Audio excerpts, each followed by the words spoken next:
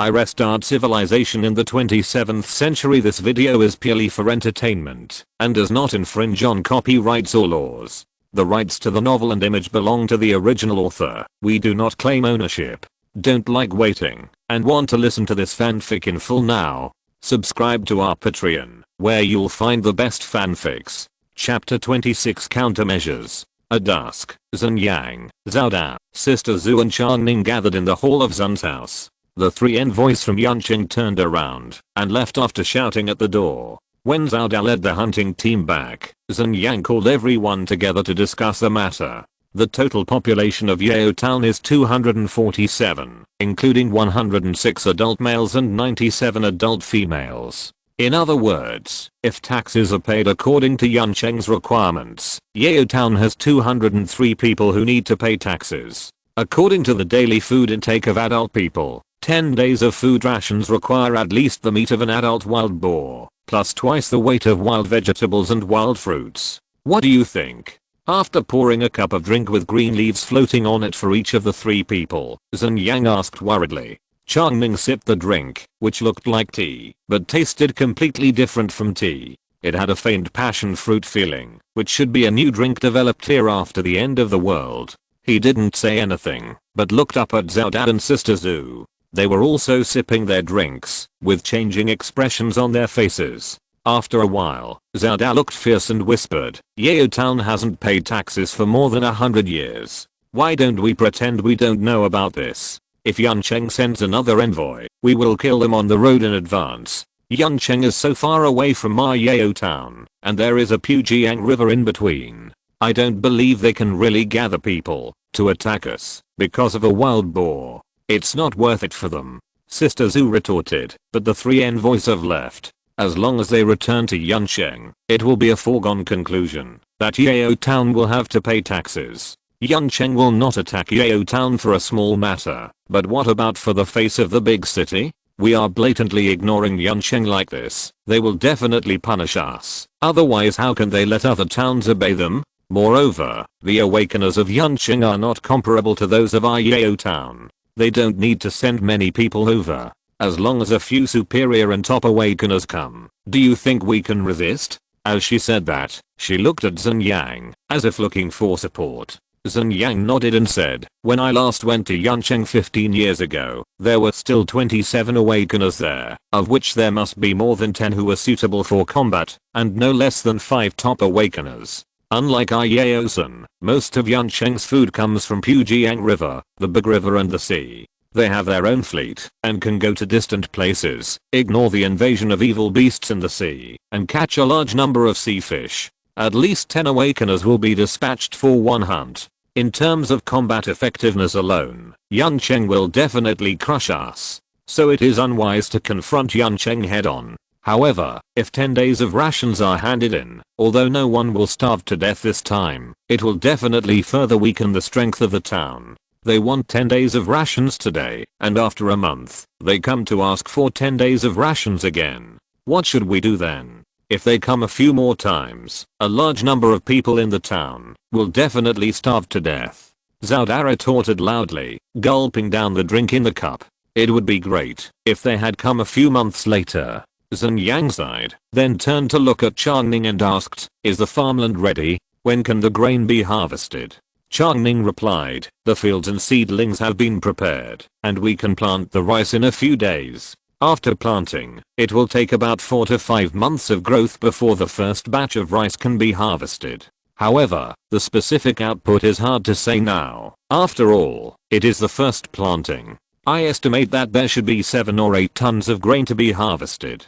Thinking of the fact that they have no idea about the weight measurement of tons, he added, based on the current food intake of everyone in the town, it can be enough for the whole town to eat for 2 to 3 months. If it is supplemented with appropriate meat and wild vegetables and fruits, it can even keep the whole town from starving for half a year. Of course, this is only the first batch of grain. After the harvest, we will continue to reclaim farmland. When the 4 large vacant lots in the town are turned into rice fields, then just by farming, we can ensure that everyone in the town can have at least 2 full meals a day. Zhen Yang and Sister Zhu listened carefully. After Chang Ning finished narrating, they thought for a while. Chen Yang said, now it seems that we should hand in some rations according to the requirements of Yancheng. After all, with rice to be planted, Yao Zhen's potential for obtaining food in the future has greatly increased. In this case, it is not worthwhile to exchange a potential powerful enemy for 10 days of rations.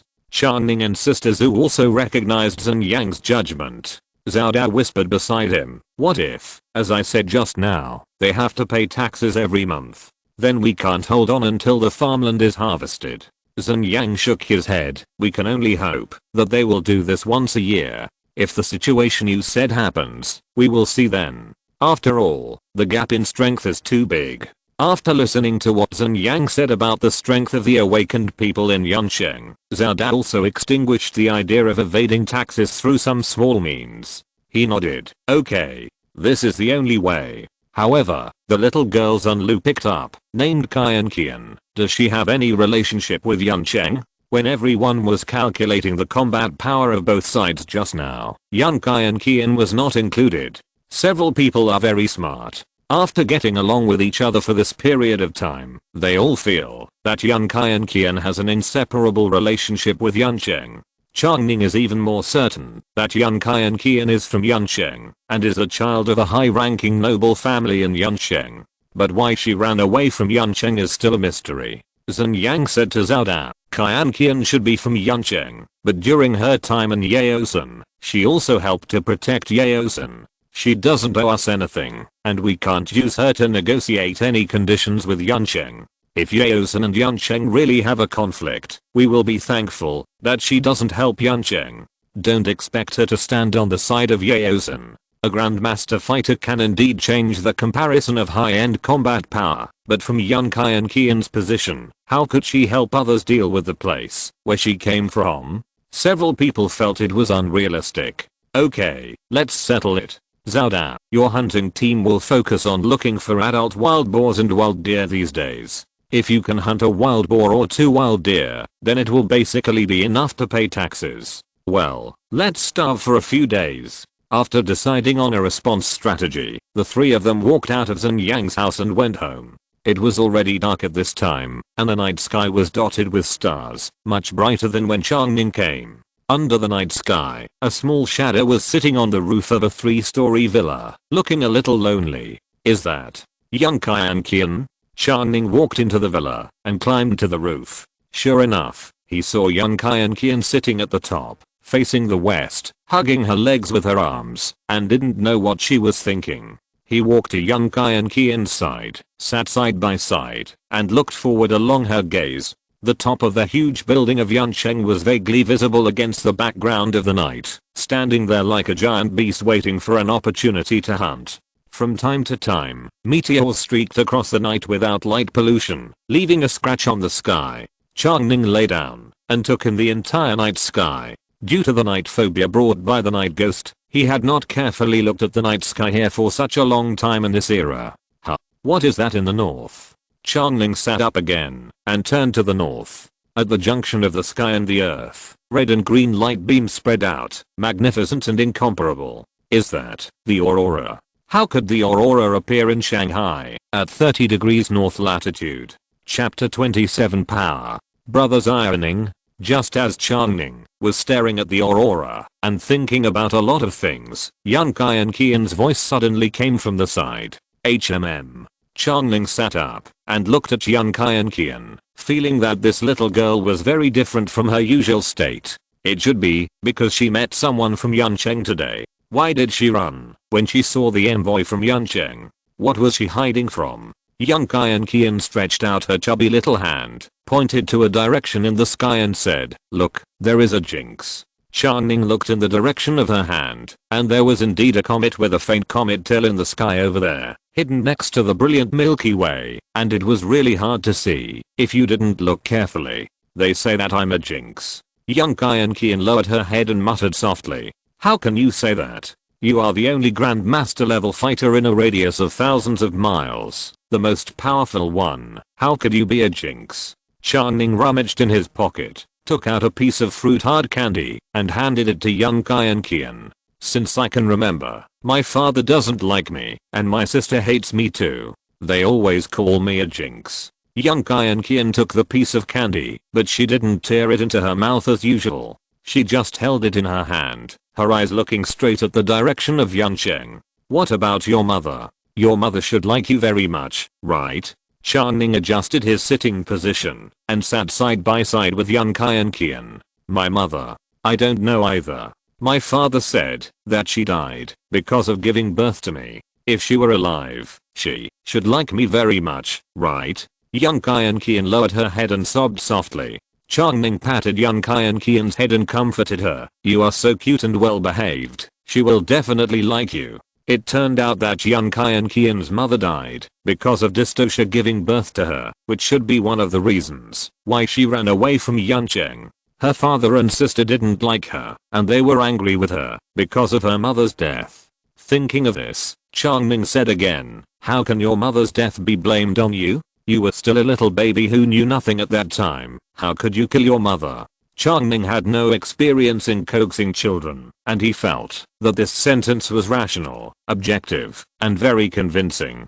But after he finished speaking, he found that young Kian was still sobbing there, and she didn't seem to be comforted. He scratched his head and said again, Kian, do you know? After a person dies, they don't just disappear like that. Look at those blinking stars in the sky. After every kind person dies, they will become a star hanging in the sky, silently watching the people they once cared about. Young Kian stopped crying, raised her head with tears in her eyes, and looked at the night sky. Where is my mother? Feel quietly, which star is always watching you, and blinking at you? Blinking. Young Kian looked up, as if she was stunned, looking around in the night sky. She suddenly pointed in a direction and said, is it there? That star, she has been blinking at me. Chang Ning touched her hair and said, yes, look, your mother is watching you. She doesn't want you to cry, she wants you to be happy. Hearing this, young Kian lay on the rooftop,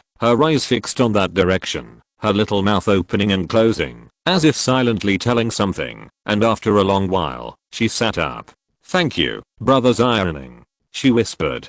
Chang Ning smiled, took out another piece of candy, and handed it over. You can have one more piece today. Young Kian took it, put the candy in her pocket, and looked up at that direction in the sky again. By the way, Kian, were you driven out of Yancheng by your father and sister? Feeling that young Kian's emotions had stabilized a little, Chang Ning decided to find out more information about Yancheng. Young Kian shook her head. Although my father and sister hate me, they didn't drive me out. I came out on my own. Why? Are you unhappy living with them? That day, my father came back from outside and was seriously injured. Uncle Ki told me that I was born a jinx. When I was born, my mother was killed. After I awakened, my father's health got worse day by day. He said that if I continue to live with my father and sister, one day I will kill them. He said that my father awakened the ability of a master captain of Shaman. He went to sea so many times and nothing happened. In the few months after I awakened, my father suffered more injuries than all the previous ones combined. So it must be me who killed him. I can't stay in Yancheng anymore, so I ran away by myself. Chang Ning listened carefully and thought, this Uncle Ki must be problematic. It should involve some power struggles in Yancheng. Is Uncle Ki your real uncle? He asked. Young Kian shook her head. Every old city lord in Yancheng will adopt the awakened children in the city as their adopted sons. Dad and Uncle Ki are both adopted sons of the previous old city lord. Later, the old city lord passed away, and Dad took over as the city lord. They still call each other brothers. Young Kian's father is actually the current city lord of Yancheng. According to her description, Yancheng should be a strong inheritance system. Every city lord adopts the awakened children in the city as his adopted sons. The city lord will do his best to train them during his lifetime. When he dies, the child with the strongest ability will succeed him. Then, young Kian's father succeeded as the city lord, and he must be the strongest awakener of that generation.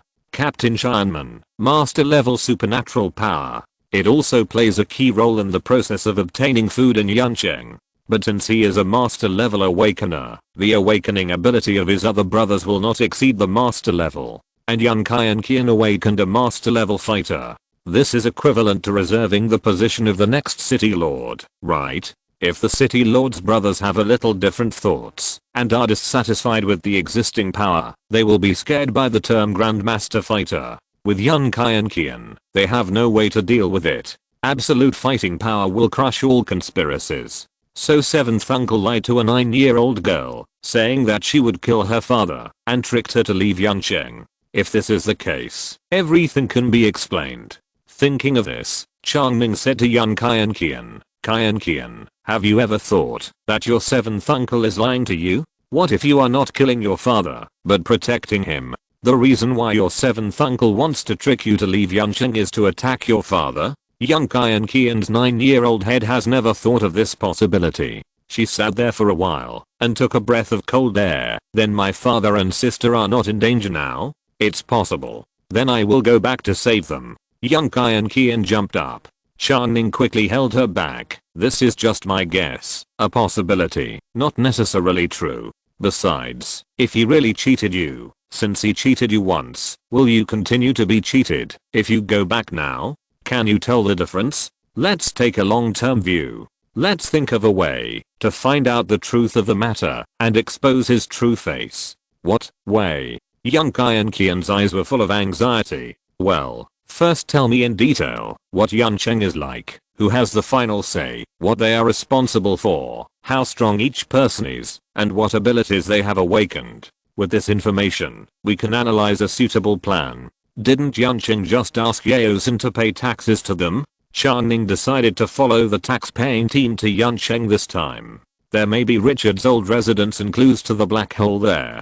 Originally, he thought going to Yancheng was a relatively dangerous thing, but now, with Yan Qian's intelligence and military support, he felt that he could travel smoothly in Yancheng. If you're listening to this novel on a channel other than Fanfic World, it means they downloaded and uploaded it without effort. We cordially invite you to visit our channel, Mundo Fanfic Novelos. There you'll find the original version of this story and you can explore many other novels of various genres. We're waiting for you to immerse yourself in a world of incredible novels. Chapter 28 Crossing the River, Part 1. 3 days later, Chang Ning was barefoot, with his trouser legs rolled up above his knees, standing in the paddy field, and bending over to plant the cultivated seedlings into the field. Wow. There was a sound of applause nearby. More than 100 residents of Yaosin watched Chang Ning planting rice, and gave full affirmation and support. Chang Ning stood up, nodded, and walked out of the paddy field with a smile.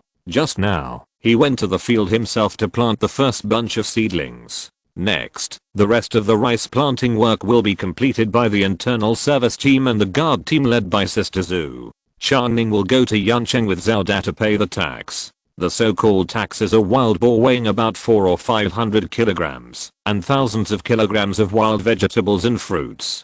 Coincidentally, the original hunting team of Yaosin might not be able to hunt a wild boar in 1 or 2 months. Zhen Yang and Xiao Da also discussed that, if there were no big prey, they would use a sufficient number of small prey such as rabbits and musk deer instead of paying taxes. But just 2 days after the people from Yancheng left, Xiao Da led his men to hunt a wild boar. Hunting wild boars is a dangerous job. Even though Xiao Da was already an awakened mountain mover, the hunting team still paid the price of 2 people being injured before they hunted the wild boar. However, under the protection of Zhen Yang's pharmacist ability, as long as it is not fatal on the spot, it can generally be rescued. Therefore, the Yaosin hunting team has always had a high injury rate, but the mortality rate is almost zero. After the wild boar was hunted back, Chang Ning also went to observe. In fact, the biological characteristics of this so-called wild boar are more like the previous domestic pigs, but the character is much more fierce than the domestic pigs raised in Chang Ning's time, and it has also grown fangs. It is speculated that the domestic pigs that ran away from the pig farm during the world-destroying disaster survived and reproduced in the wild for 300 years, forming a species. After hunting this wild boar and gathering enough wild vegetables and fruits, they decided to send it to Yancheng to pay taxes first, so as to avoid more trouble. Before departure, the seedlings in the nursery field were ready for transplanting, so the scene just now appeared. Chang Ning took the lead in planting the first bunch of seedlings, which was considered a ceremony before the expedition. This time to Yuncheng, Yaos and sent a total of 10 people. Except for Chang Ning and Yun Kai and Qian, the others were members of the Yaos and hunting group. Xiao Da was the leader.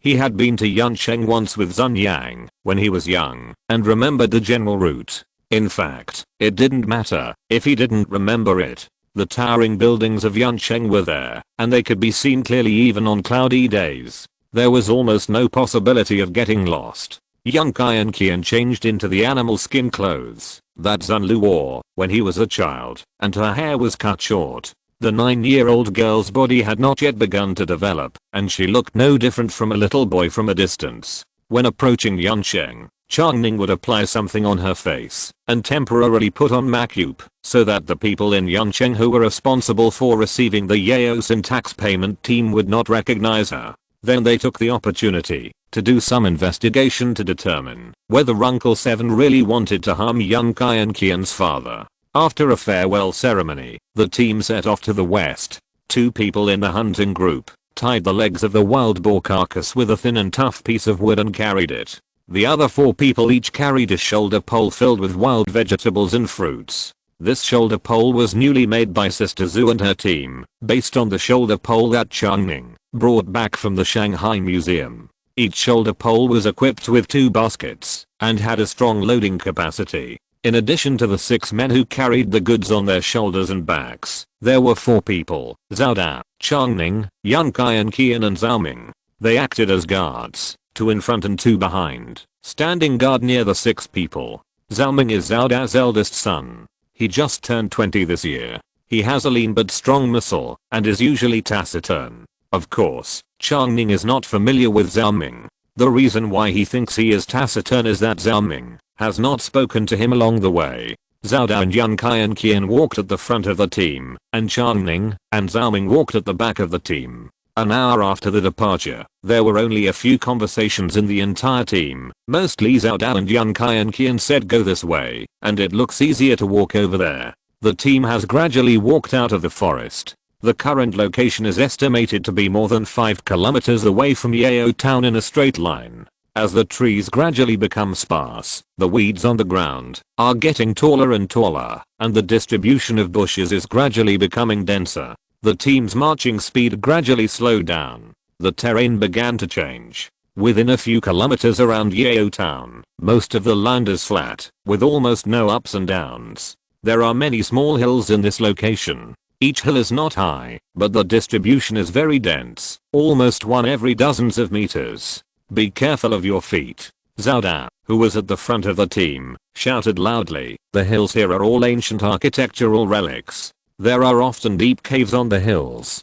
Be careful and don't fall into them. Chang Ning heard it and carefully observed a hill he passed by. He found that under the thin layer of soil on the hill was the remains of the building. This should be the hill formed after the previous building collapsed and was buried by the soil brought by the wind after several years. The buildings here are so dense, which means that we have reached the city center before the destruction of the world. Where would this location be? Lujiazhu? Chang Ning was thinking wildly. There were more and more bushes. Xiao Da, who was walking at the front of the team, had to use a huge stone axe to clear the way for everyone and remind everyone to be careful of the cave under their feet. Be careful here. The team went around a cave with a diameter of about 2 meters. Chang Ning stuck his head in and looked inside. It was dark inside, and he couldn't see the bottom at a glance. He took out his flashlight and shone it in. The beam of light penetrated the darkness. This cave was at least 30 or 40 meters deep.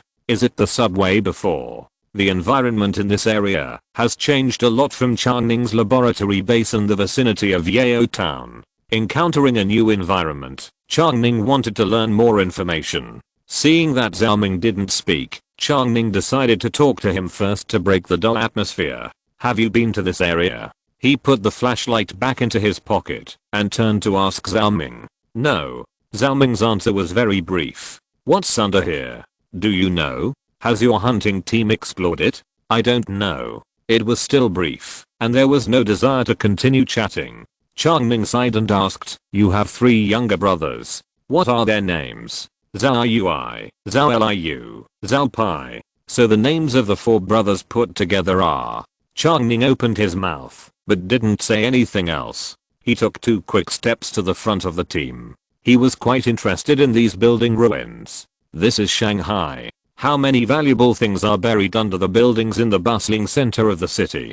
Chang Ning is an awakened person with the ability to repair. He thinks that, if someone can help him dig up these ruins, he can even repair the entire civilization. Hearing Xiao Ming's answer of being frugal with words, he had to run to the front of the team and ask Xiao Da, "Down here? Who would go down if there's nothing wrong? Who knows if there are any crazy ghosts hidden in it? I guess someone went down to explore it hundreds of years ago. After all, a lot of useful things could be dug out from the ruins at that time. But now, basically no one is willing to go down," Xiao Da said, while waving an axe. "There should be some edible food down there, right? Have you ever considered going down to look for it? Food and the like, you need to be alive to eat it. All places where the sun doesn't shine may hide evil beasts and crazy ghosts. As the captain of the hunting team, I have to be responsible for my men. Then do you know if there is anyone who will go down to explore now? Yes, some relic hunters who are not afraid of death will. But I tell you, few relic hunters live past 30 years old." Chang Ning heard about the profession of relic hunter again. His golden desert eagle pistol was snatched from a relic hunter. So, where can we find more relic hunters? Before Chang Ning asked this question, he saw Xiao Da in front of him stopped. "What's wrong?" Young Kai and Qian asked. Everyone climbed up a few steps together, came to the top of the hill, where Xiao Da was, and looked forward. A river over 1,000 meters wide stretched across the front, blocking their way. Finally out of the novice village. Please collect and recommend. Chapter 29 Crossing the River, Part 2. Looking far away, there is a row of stone buildings standing opposite the Huangpu River, which makes Chang Ning feel familiar and kind. That was the era when he came here, and the burnt historical buildings could often be seen. These ancient buildings, which were built since the 19th century, have witnessed the history of China's decline and revival, and are also one of the landmarks of Shanghai, the financial center of China. In the era when Chang Ning lived, these buildings were often renovated and maintained. They must have been properly maintained in the 300 years since the existence of civilization. Today, civilization has been extinct for nearly 300 years, and most of the reinforced concrete buildings in the city have weathered and collapsed. The stone buildings in the Bund complex have stood for longer. How do we get there? Chang Ning retracted his gaze and turned to ask Xiao Da. Wait. There are ferries going back and forth every 3 days or so in Yansheng. We'll just wait for their boats here. What if the boat doesn't come today? Are we going to spend the night here? This is in the wilderness. Xiao Da turned and pointed in one direction. There is a town over there called Dongfang Town. If the boat doesn't come, we will go to the town to spend the night in the evening. Chang Ning turned and looked over. A few hundred meters away, he could vaguely see 3 sturdy columnar buildings leaning inward. Dongfang Town. The shape of this building is the base of the Oriental Pearl TV Tower. Originally, there was a sphere on top of the 3 pillars in Dongfang Town, and they all lived in that sphere. At that time, Dongfang Town was also called Little Yansheng. But more than 10 years ago, an earthquake caused the sphere to break and fall, and Dongfang Town suffered heavy losses. But they have many awakened people, and now they live a little better than ordinary towns like us. Seeing Chang Ning staring at the 3 pillars, Xiao Da added. Chang Ning nodded. It seems that in the end times, people gather around relatively solid buildings, or near places with rich resources. The former are Yansheng and Dongfang Town, and the latter are Yao Town. Okay, put down your things. Today we will wait for the boat on this hill. Xiao Da called the 6 men who were carrying supplies. The team relaxed. This position has a wide field of vision and can react in time to any danger. So everyone unloaded the supplies and found a place to sit down and relax. Chang Ning didn't feel tired until now. He has been exercising in the past 10 days in Yao Town. Perhaps the beast meat of this era does have the effect of strengthening the body. He feels that his physical strength has increased significantly recently. He looked around. Going west from this hillside is the riverside. He decided to go to the riverside to take a look. Be careful.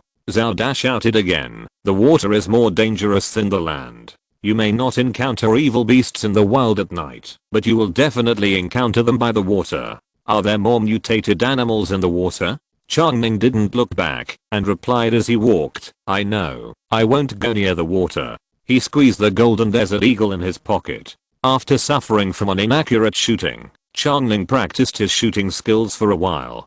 During practice, the bullets and shells can be recycled. With his repair ability, he basically doesn't have to worry about the problem of bullet consumption. With a lot of practice, plus the blessing of improved physical fitness, Chang Ning feels that, if he encounters an emergency now, he should be able to hit the target at least within a distance of 20 to 30 meters. He walked down the hill in a few steps, and stood about 20 meters away from the river. Looking left and right, the city that was once full of flowers has now become a barren hill, and the golden waterway that was once full of flow has now become a sailless hill. However, there are many shipwrecks on the riverside. Near the hill, where Chang Ning is, there are 3 or 4 large ships with a length of more than 100 meters, all of which are half sunk underwater and half exposed to the water, leaning crookedly in the mud at the bottom of the river. There are more small boats. There are several boats that look like motorboats on the river beach in front of Chang Ning, stranded there.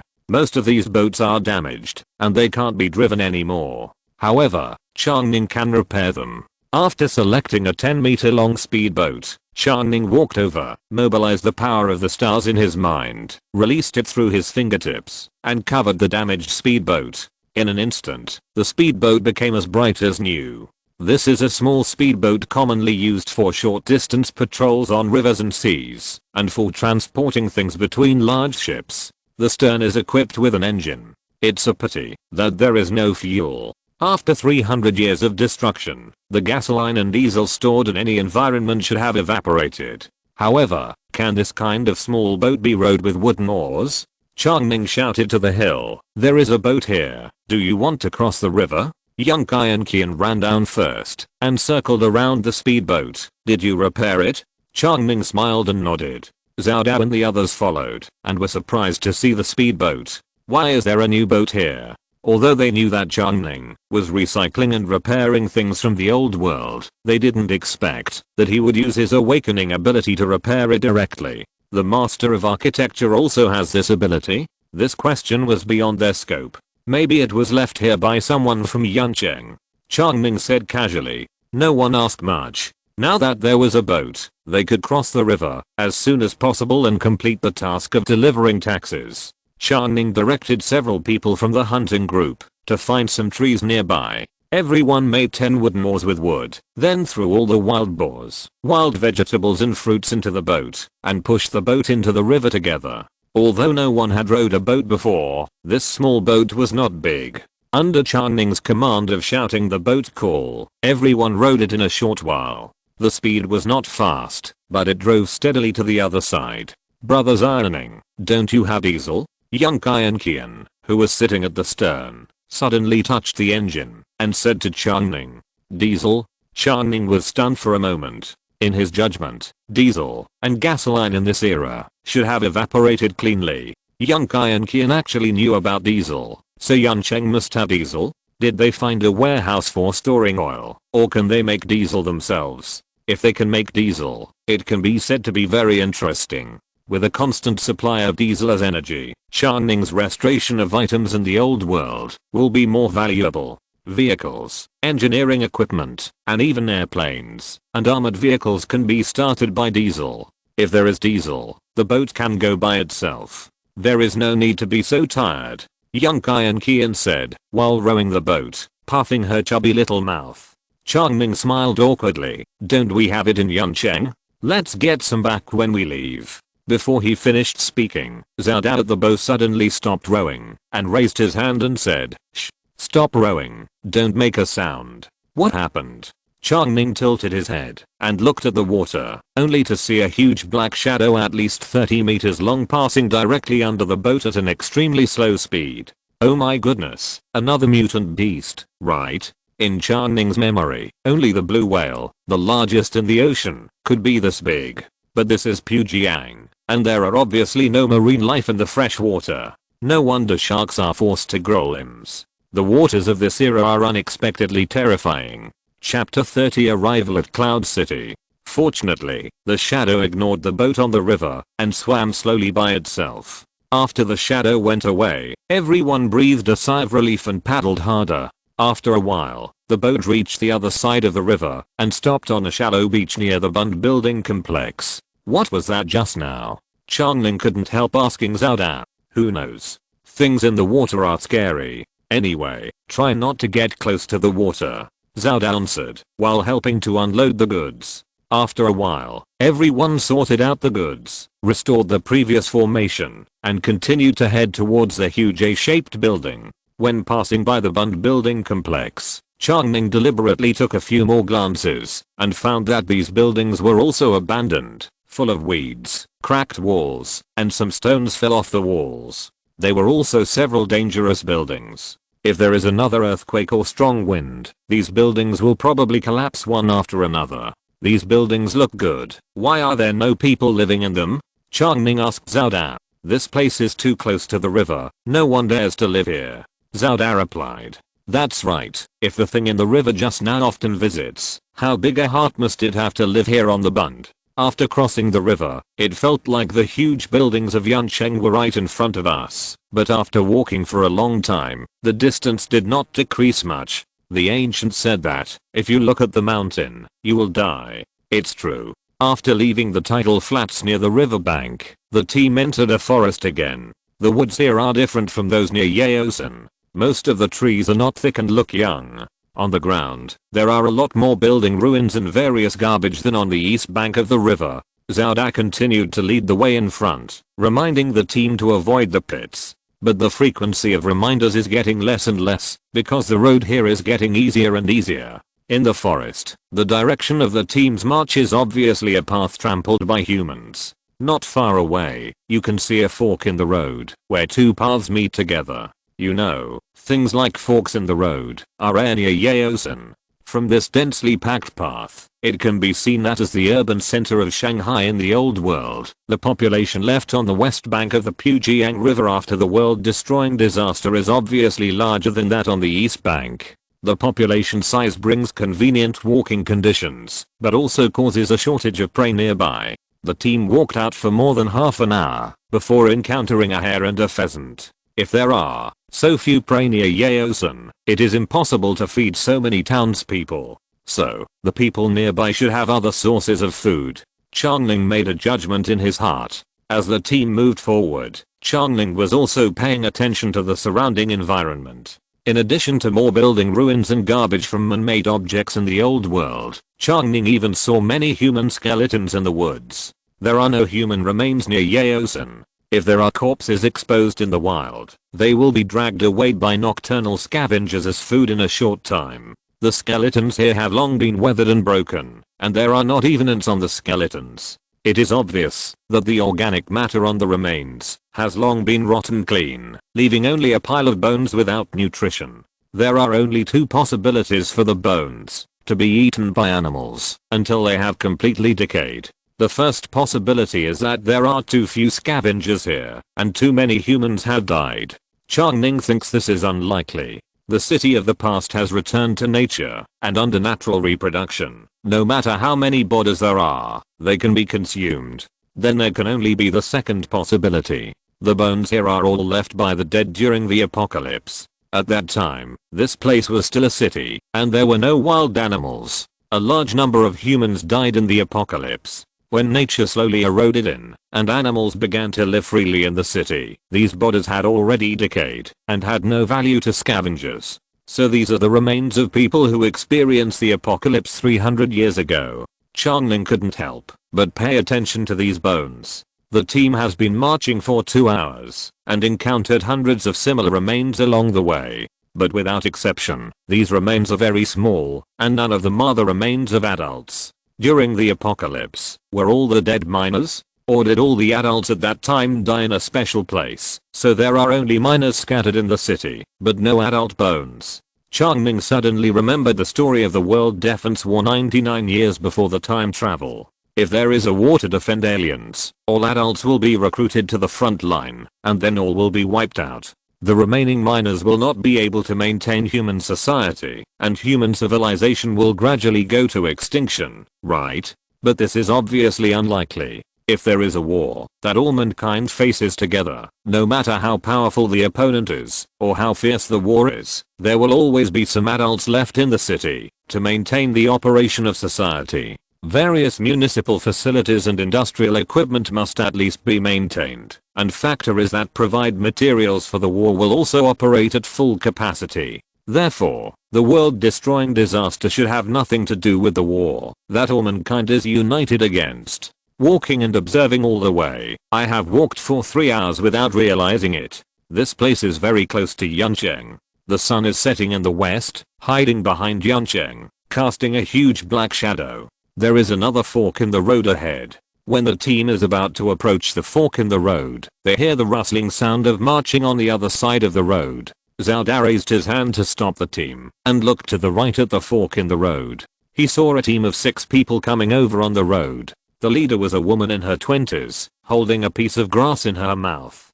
She was wearing a very cool light brown animal skin coat, sleeveless upper body, exposing her navel, hot pants and knee-high leather boots. The exposed arms and thighs were a healthy wheat color, with well-proportioned muscles and a strong sense of strength. Behind the woman were 4 shirtless men, working together to lift the body of a cow. The cow was very big. The 4 men walked in step, and every step they took on the ground, they felt the ground tremble slightly. At the end of the team was a man with a beard, also wearing a leather coat, holding a cigarette in his mouth, puffing out smoke, and walking in a somewhat sloppy posture. The 6-person team also noticed the people from Yaosin and stopped. The leading woman raised her chin and asked Xiao, "Going to Yancheng?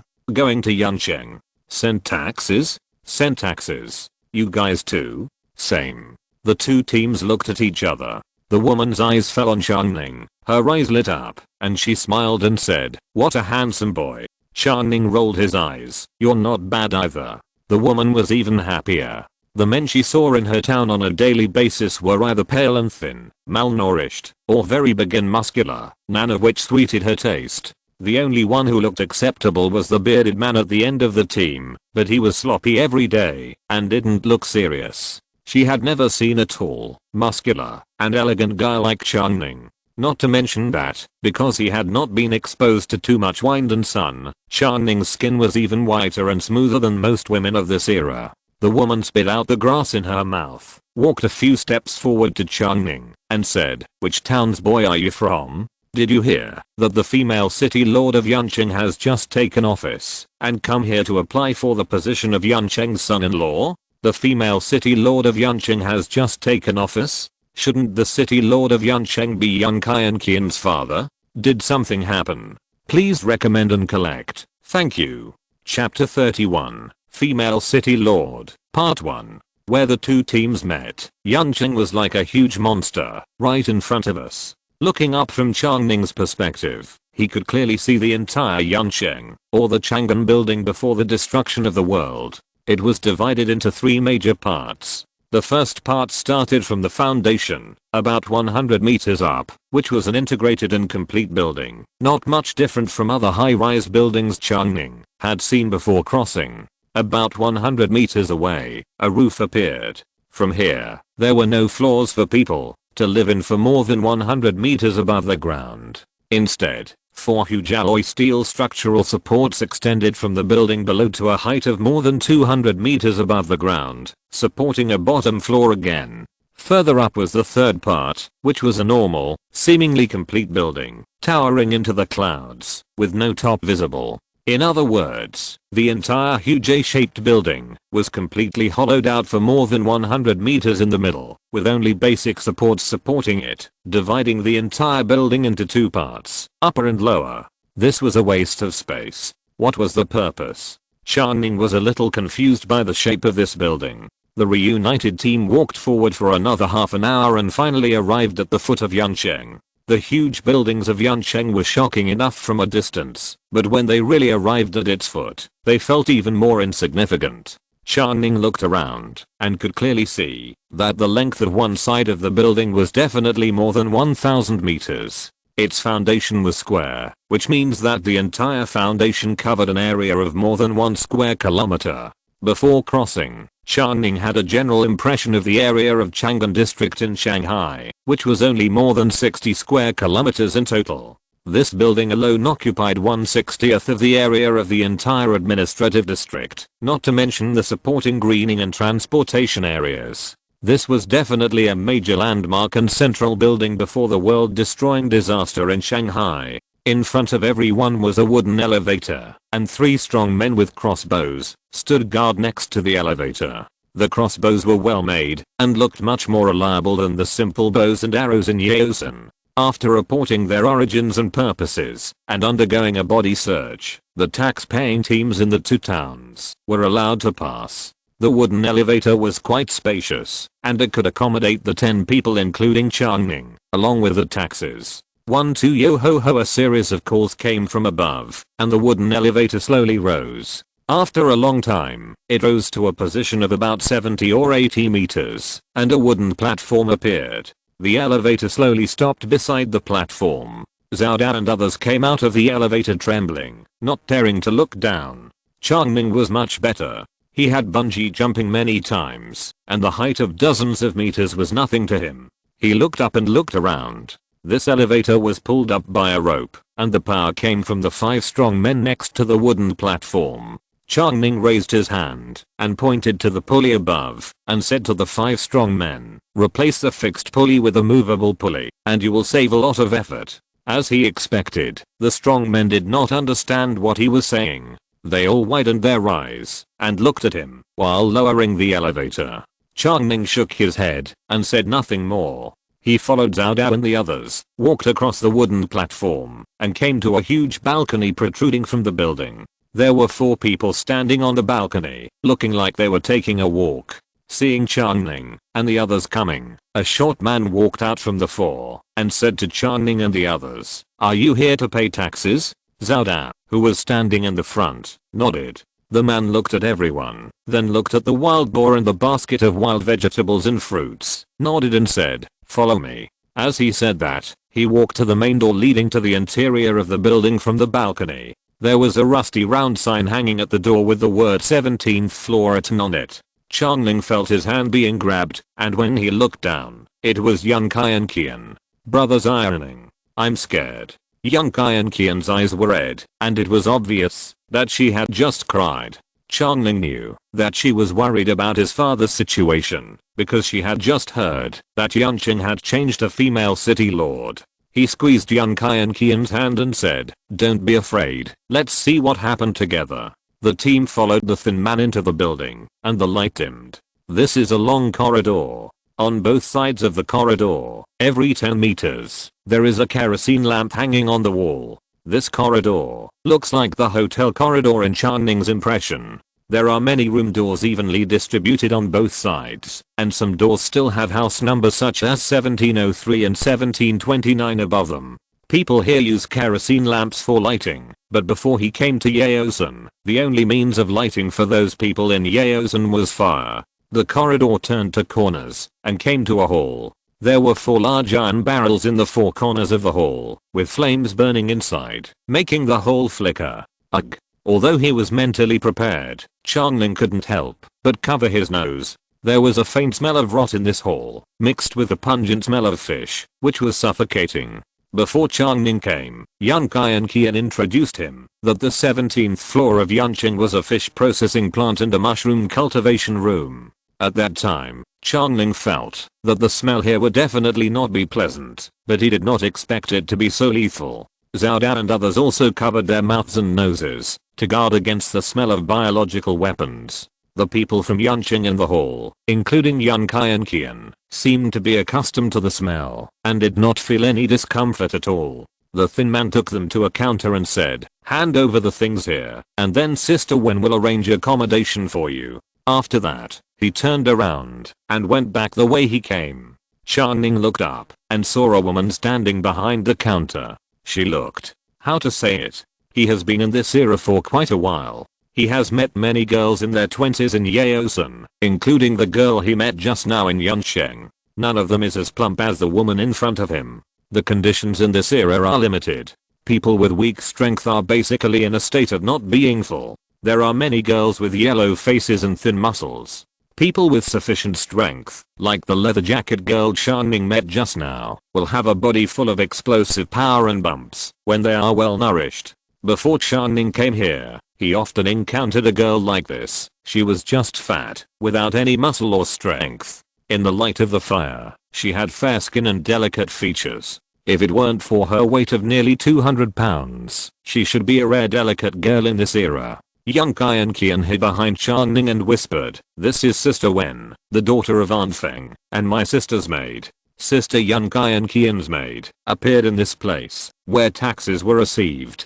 Does it mean that the new city lord is Yun Kai and Qian's sister? While thinking, Sister Wen had already directed people to collect the taxes, and then said to everyone, "It's getting late. Everyone stay in Yuncheng for one night, and go back tomorrow. Come on, I'll take you to your residence." As she said that, she walked out from behind the counter, and led everyone to the stairs on the side of the hall to the 18th floor. Not far up the stairs, there was a room with its door wide open. Sister Wen was standing at the door, and turned around and said, "Everyone stay here. You can go downstairs to have breakfast tomorrow morning before leaving."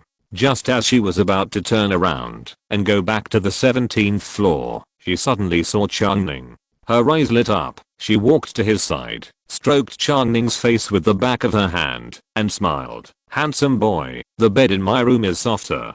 Do you want to sleep better at night?" Chapter 32, Female City Lord, Part 2. Chang Ning quickly stepped back and said with a dry laugh, "Thank you for Sister Wen's kindness. I'm more used to living with everyone." At this time, someone downstairs also shouted, "Sister Wen, there are new people here to pay taxes." It seems that the 6 people who met downstairs just now took the next elevator up. Sister Wen rolled her eyes at Chang Ning and said, "I'm on the 19th floor, the 11th room on the left." After that, she turned around and twisted her waist to go downstairs. Xiao Da looked at Sister Wen's round back and smiled at Chang Ning. "It's really exciting. I have never seen such a fat woman. It must be very comfortable." Chang Ning ignored him and turned to walk into the room. Xiao Da was still screaming behind. "Boy, such an exciting woman likes you. Why don't you try it? What a waste. You can see where there is such stuff in our medicine town." The room that Sister Wen assigned to them was an old world hotel suite. There is a small hall at the entrance, and there are 3 doors on both sides of the small hall. It looks like a 3-bedroom suite. After all the team members entered, Xiao Da closed the door of the outer room and said to everyone, "You must be tired. Let's rest first. 3 people in a room. Leave 1 person to keep watch in the hall. Xiao Ming, you stay to keep watch." They had already eaten dinner in the afternoon. In this era, they only had 2 meals a day at most. There was no concept of supper at night. Generally, it was time to rest at this time.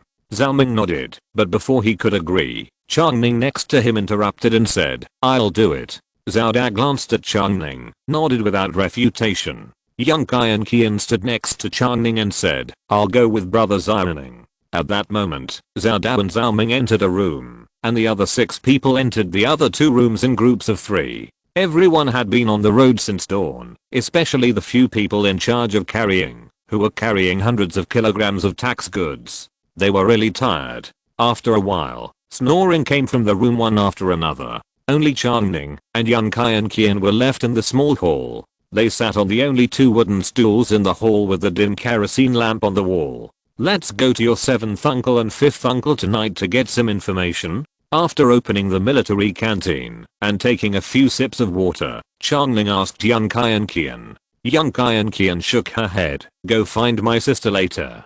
"Go directly to your sister?" According to Chang Ning's idea, this is his first time in Yuncheng. Although he has heard some information about Yuncheng from Yun Kai and Qian, he has not personally contacted it in general, and is in a dark state. Whether it is Yun Kai and Qian's sister Yun Xianzu, or the so-called 5th uncle and 7th uncle, Chang Ning wants to get their information in the dark, before he enters their field of vision, observe their personality and work style. Yun Kai and Qian's 5th uncle and 7th uncle are in charge of the important forces of Yuncheng, but their awakening abilities are not combat type. With Yun Kai and Qian, who is familiar with the structure of Yuncheng, leading them. There is no problem in observing them secretly. Even if they are discovered, they can easily escape.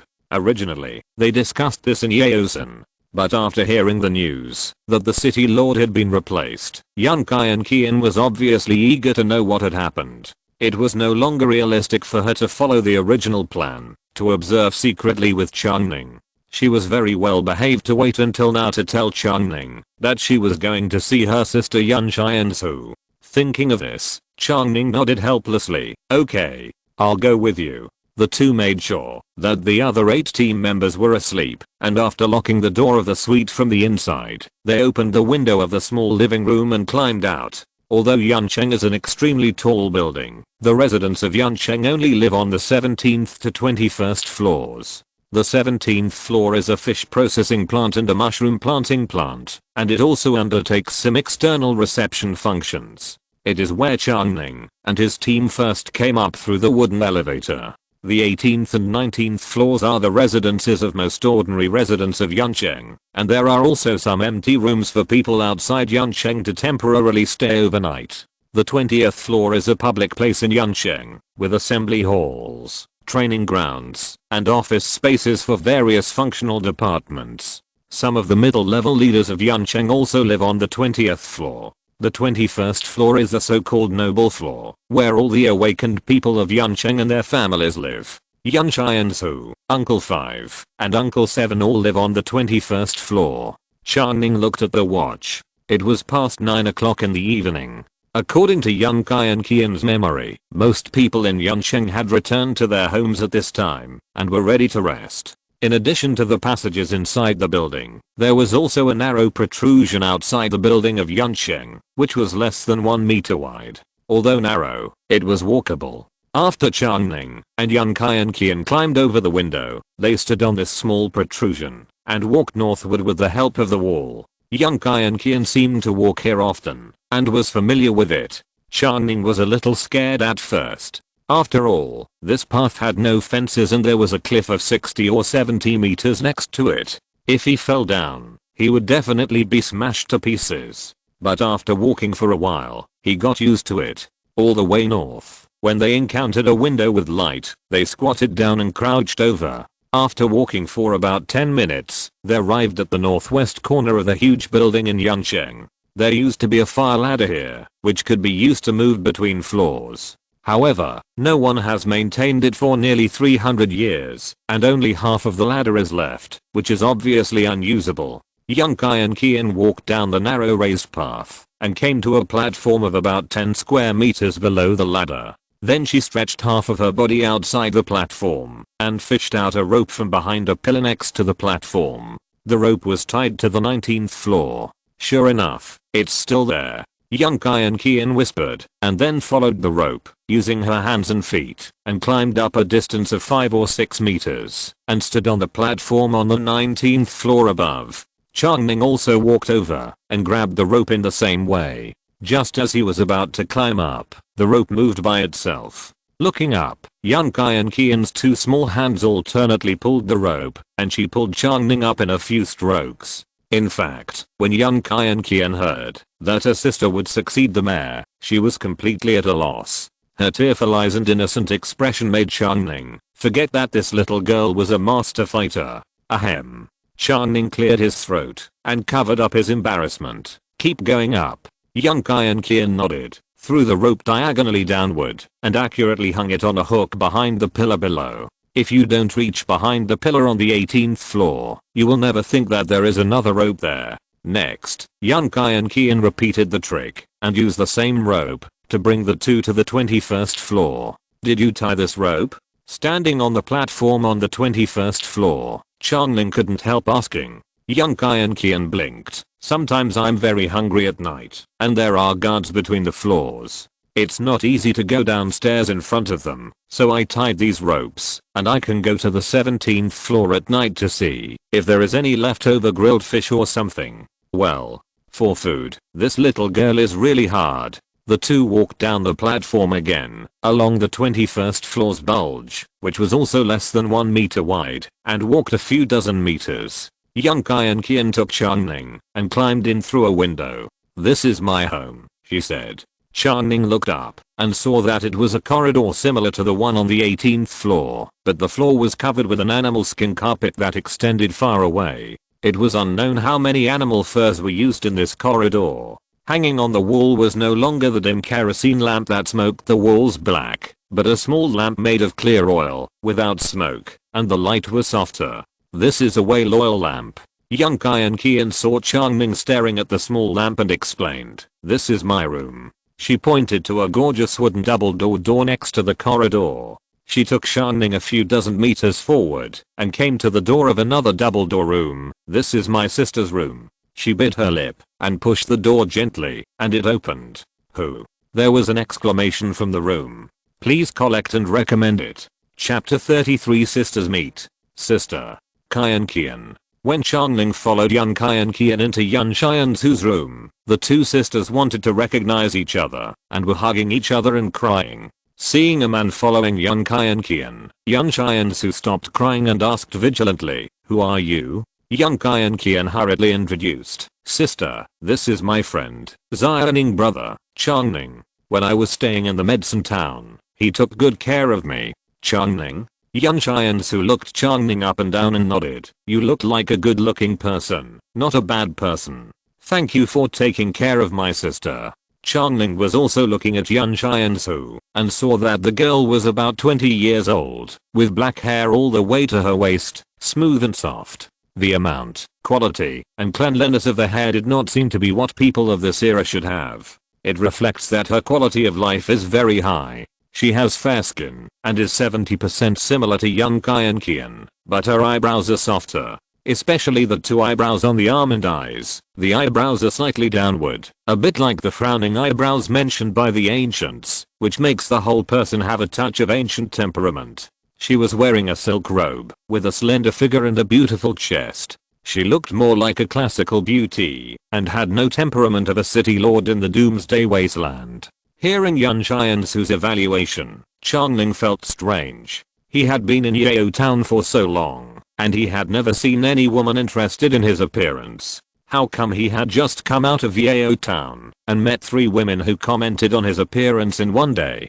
Is it really that when you are full and warm, you think about that? The women in Yao town have problems eating one by one, and they rush around for a living every day, so they are more resistant to their appearance. The 3 women I met today, one is a leading figure in other towns, one is Yun Xianzu, the lord of Yuncheng, and her maid. They eat well and sleep well every day, so they are more interested in men. Does this also explain why there are so few children in this era? In addition to the reason that a large number of babies died in the first Black Moon, there are not many women who want to have children.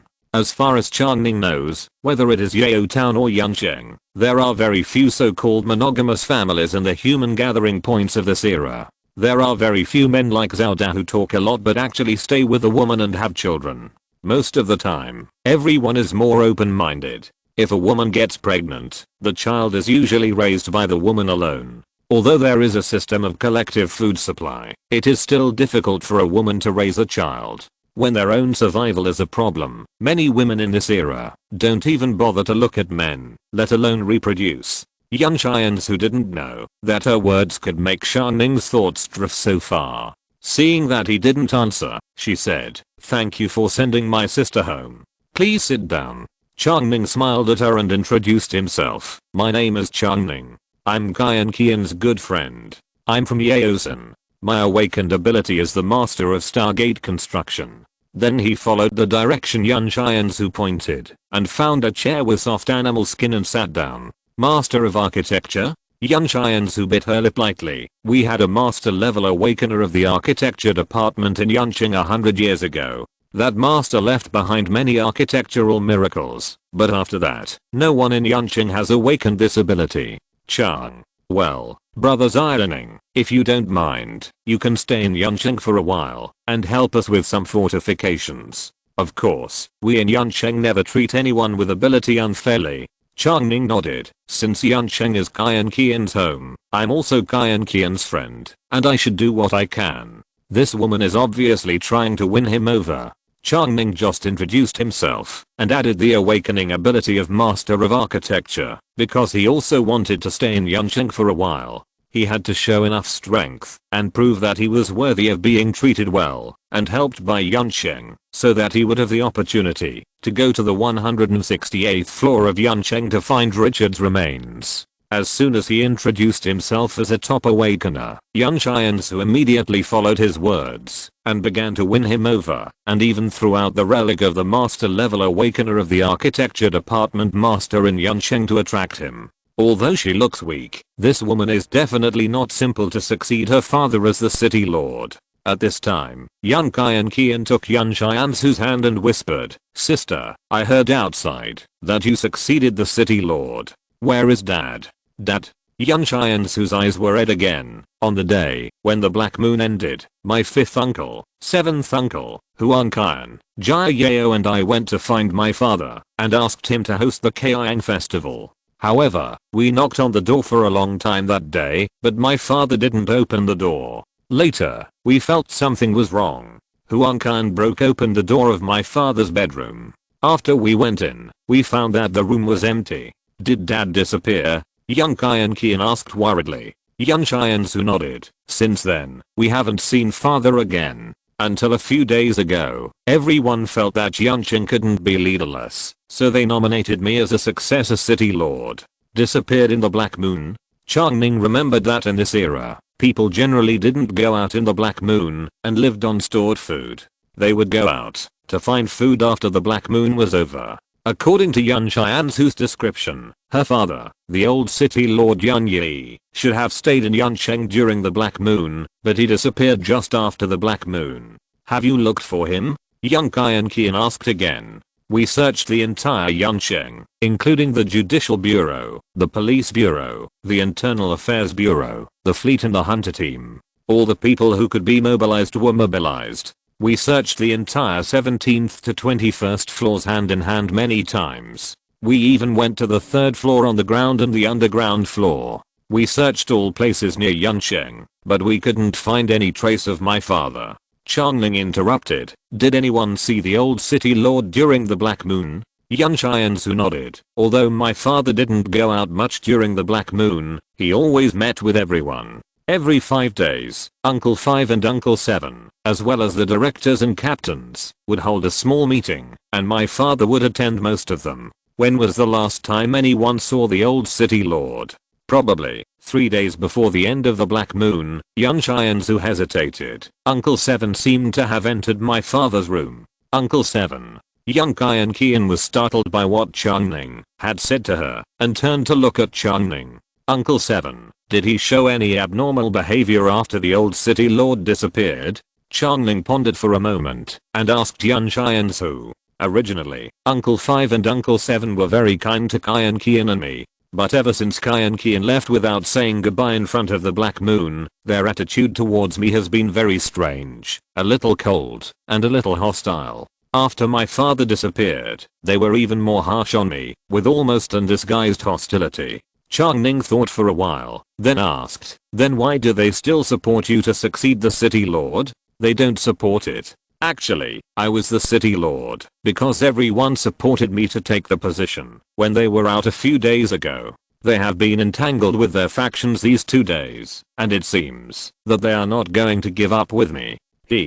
A cruel look flashed across Yan Xiansu's pretty face. Fortunately, you brought Qian back, otherwise I really don't know what to do. The expression on her face softened again. It's all Uncle 7 and the others' fault. They tricked me out and took the opportunity to harm you and dad.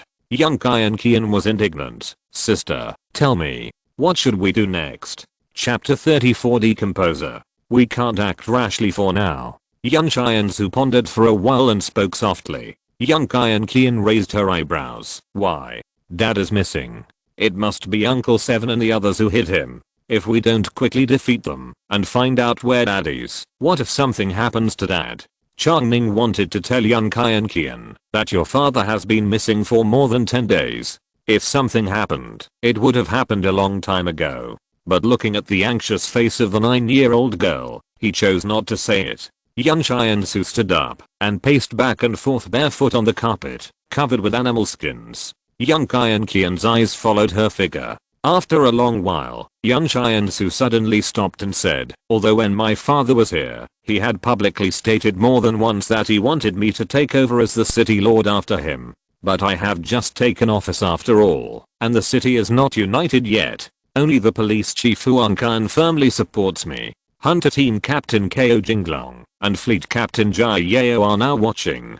The Judicial Bureau and the Intelligence Bureau are originally under the control of the 7th uncle and the 5th uncle. In this way, we only have 7 or 8 awakened people on our side, and the 5th uncle and the 7th uncle have more than 10 awakened people. Although we have more combat type awakened people from the Earth Gate on our side, if a conflict really breaks out, no matter which side wins, there will be great losses. Our Yanqing cannot afford to lose so many awakened people. Now the attitude of Ko Jinglong and Jai Yao is critical. I think, first win them over, and then persuade the people of the Judicial Bureau and the Intelligence Bureau with righteousness, so that they will not follow the traitors to the end. We will only punish the main culprit. But Dad. Young Kai and Qian was about to say something else, but was interrupted by Yan Xiansu again. So many days have passed, and we have tried our best to find my father. Since we can't find him for so long, we have to make the worst plan. That's why I succeeded to the city lord a few days ago.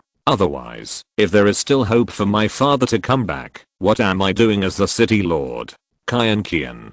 My father is gone. We must protect my father's foundation. We must make Yancheng prosperous, let the residents have enough food and clothing, and live better than when my father was here, so that my father will be relieved. Young Kai and Qian's tears burst out again. She finally understood the fact that her father would probably never come back. Sister. She hugged Yan Xiansu's waist, buried her face in Yan Xiansu's chest, and burst into tears. After all, she is still a 9-year-old child. Even if she is a master level fighter and the number 1 in Yancheng's combat power, she has no ideas and opinions of her own, and can only follow her sister's ideas. Chang Ning sighed inwardly. In fact, he didn't want to draw conclusions quickly without knowing the truth of the matter. Even if the whole thing is as Yan Xiansu said, there are too many doubts in it. Chang Ning reviewed the current situation of Yanqing in his mind. Before the Black Moon, under the persuasion and induction of Uncle 7, Yan Kai and Qian left Yanqing and went out of Yaosan. Then entered the Black Moon. All humans were nestling in their own safe havens, and no one came out to walk around. At this time, Yan Yi, the old lord of Yanqing, still showed up every now and then and met with the high-level officials of Yanqing.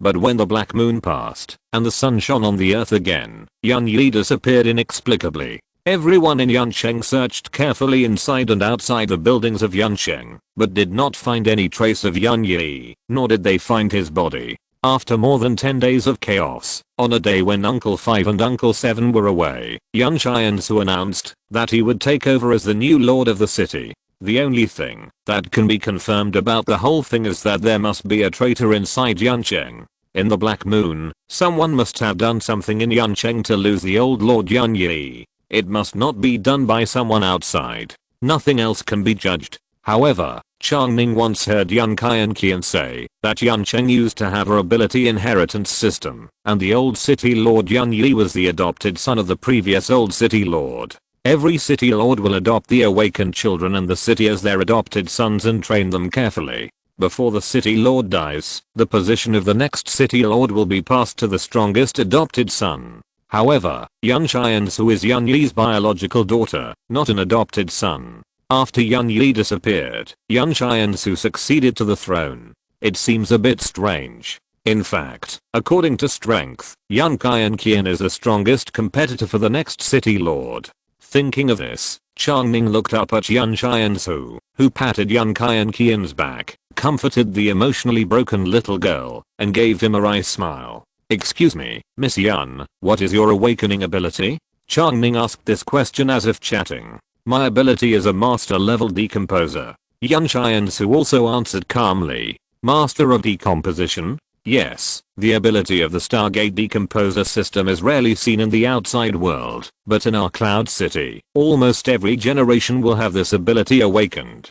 Primary decomposers, Senior decomposers, decomposers masters, grandmaster level dust messengers. The awakened people of this system have emerged in an endless stream over the past 200 years. What is the main ability of the awakened people of the decomposer system? Just like its name, it is decomposition. Have you seen the kerosene lamps in Cloud City? There is also the diesel needed by our Cloud City fleet, as well as the iron weapons of the hunting team, etc. These are all made by the awakened people of our decomposer system with their abilities. Decomposed diesel? Exclamation mark. Chang Ning remembered that when he was in the 21st century, he had seen some new diesel manufacturing processes at that time, which was to use waste tires, plastics, rubber, etc. to crack out fuel oil, and then after refining, it can be turned into diesel. This technology has a low cost for oil production, and many manufacturers have been using it before Chang Ning crossed over. As for the iron weapons, they should be made by the decomposers, by refining refined iron by decomposing ironware. In this way, Yan Xiansu, a master level decomposer awakener, plays an irreplaceable role in the entire industry of Yansheng. According to this line of thought, it is reasonable for her father to want her to inherit Yansheng. Chang Ning nodded. Indeed, I'm ignorant, and have never heard of the Stargate decomposer system before. The world is so big that there are all kinds of wonders. There is actually such a magical awakening ability. Hearing about Yan Xiansu's awakening ability, Chang Ning instantly put down all his entanglements. What is the truth, and is it important? Whether it is a so-called fifth uncle and seventh uncle who used conspiracy and trickery to murder the old city lord Yan Yi, or some other more terrible possibilities, or even Yan Yi himself went crazy and quietly ran away in the Black Moon. These have nothing to do with Chang Ning. But if you can cooperate with Yan Xiansu and use Yan Xiansu's awakening ability, Chang Ning believes that in the short term, the quality of life of people in this era can be improved tenfold at least. In the long run, it may not take a few years for the science and technology of the old world to be restored, the world order to be restored, and the entire human society to return to the right track. More manpower and resources can be deployed by Chang Ning to find the X substance that disappeared in the laboratory. This is the most important thing to Chang Ning. Please recommend and collect it. If you're listening to this novel on a channel other than Fanfic World, it means they downloaded and uploaded it without effort. We cordially invite you to visit our channel, Mundo Fanfic Novelos. There you'll find the original version of this story and you can explore many other novels of various genres. We're waiting for you to immerse yourself in a world of incredible novels. Chapter 35 Enemy Attack. Chang Ning returned to the room on the 18th floor of Yaosan through the path he had come from, while Yan Kai and Qian stayed at Yan Xiansu's place. The two sisters seemed to have a lot to say. According to Yan Kai and Qian, Yan Xiansu didn't like her very much before, but she had been away from home for 2 months, and when she came back again, her father had disappeared, and her sister had successfully ascended to the position of the Lord of Yansheng, so her attitude towards her was naturally different. After walking carefully along the 1-meter wide path, and walking unprotected for more than 20 minutes at an altitude of dozens of meters, Chang Ning finally saw the window, where he set out. The window was still open, and he turned over. There was snoring coming from the inner room, and the outer door was locked, which was no different from when he left. He took off his camouflage jacket filled with various small parts, sat on the ground, and thought about the next direction of action. But his eyelids became heavier and heavier, and soon he fell asleep. Hey, wake up, get up and eat. Chang Ning opened his eyes in a daze, and Zhaoda's big-bearded face occupied most of his vision. I heard that there are a lot of fish to eat in Yansheng, which are rarely available in Yaosan. Let's go get some breakfast. Zhaoda pulled Chang Ning's arm and pulled him up. To be honest, Chang Ning still missed Zhaoda, who didn't pay much attention to him at the beginning. As the farming in Yaosan was undoubtedly pushed forward, Chang Ning repaired a lot of practical gadgets, which greatly facilitated the lives of the people in Yaosan. Chang Ning's position in Yaosan became more and more unshakable, and Zhaoda gradually changed his attitude towards Chang Ning, adhering to the idea of joining. If you can't beat him, Zhaoda's enthusiasm for Chang Ning is now higher than that for the young men in his hunting team, and he tries to get closer to Chang Ning every day. But this enthusiasm is unbearable. As soon as he opened his eyes, he was pulled out of the house by a big man with a beard on his face, which made Chang Ning feel very uncomfortable. But he couldn't resist. Xiao pulled him to the 17th floor, which exuded a faint fishy smell. Chen had already started eating. More than a dozen distribution points were distributing food at the same time. Chang Ning took a quick look and saw that there were at least 1 or 2,000 people eating. There are many more people than in Yao town. This way, at a food distribution point at the edge, Xiao's eldest son Xiao Ming stretched out his arms and called to Xiao and Chang Ning. The two walked over and lined up behind the team with Xiao Ming. This is a place to distribute food to the tax delivery teams from the outside towns, Xiao Ming said. So many people. There have been quite a few tax delivery teams recently, Xiao continued. Yes, I heard that more than 10 people from more than 30 towns have come within a 3-day radius. Chang Ning listened to the chat between the father and son in the back and calculated in his heart. Yancheng is the civilized center of the area around Shanghai City after the end of the world. Judging from the number of people who come to get food, there should be about 2,000 people. Yancheng radiates more than 30 towns around it, and the distance is within 3 days walk, which should roughly correspond to the administrative divisions of Shanghai City before the end of the world. If each town has a population of about 200 like Yao town, then the total population of the entire Shanghai City area will not exceed 10,000. In the era when Chang Ning lived, Shanghai City had nearly 25 million people. According to this ratio, the number of people who survived the apocalypse is less than 1 in 2,500 of the original number. There are only 2 or 3 million people left in the world now. Of course, this is only the population of Shanghai. It is still a bit inaccurate to use this data to speculate on the world, but it also has considerable reference value. With so many people, it is certainly enough to reproduce the human species. But before Chang Ning crossed over, he had read a post on Baihu saying that to maintain the industrial level of the 21st century and maintain a complete industrial system, at least 80 million people are needed, including industrial workers, scientific researchers, engineers, and tertiary industry practitioners, farmers, education, government agencies, etc. who serve them. There is also a saying that 10 million people are enough to continue the complete industrial system. But it is obvious that no matter which statement is made, the total global population of 2 to 3 million is not enough to restore the level of science and technology industry before the end of the world. Worried. But this is not a problem that Chang Ning can solve now. Keep queuing. Finally, following the slow team, I received a meal of grilled fish and mushrooms. Unable to bear the smell on the 17th floor, Chang Ning took the meal back to their room on the 18th floor to eat. It might be because he hadn't eaten fish for a long time, so surprisingly, the meal tasted pretty good. Just after finishing eating and wiping his mouth, he heard a commotion outside, and the sound of chaotic footsteps passed by the door of Chang Ning's room. Chang Ning went out and saw Yun Qiansu leading a large group of people walking down from upstairs, and Yun Qian was also inside. What happened? Chang Ning walked to Yun Qian and asked. People from Lincheng and Yangcheng are here. Yun Qian followed closely behind Yun Qiansu, answering as she hurried on the road. Lincheng and Yangcheng? Chang Ning remembered that when the envoys of Yuncheng went to Yaosin to demand taxes, the reason was to protect Yaosin from being looted by people from Lincheng and Yangcheng. But people from Lincheng and Yangcheng really came, but they were targeting Lincheng. It was really ironic. But Chang Ning could also understand the leaders of Yuncheng.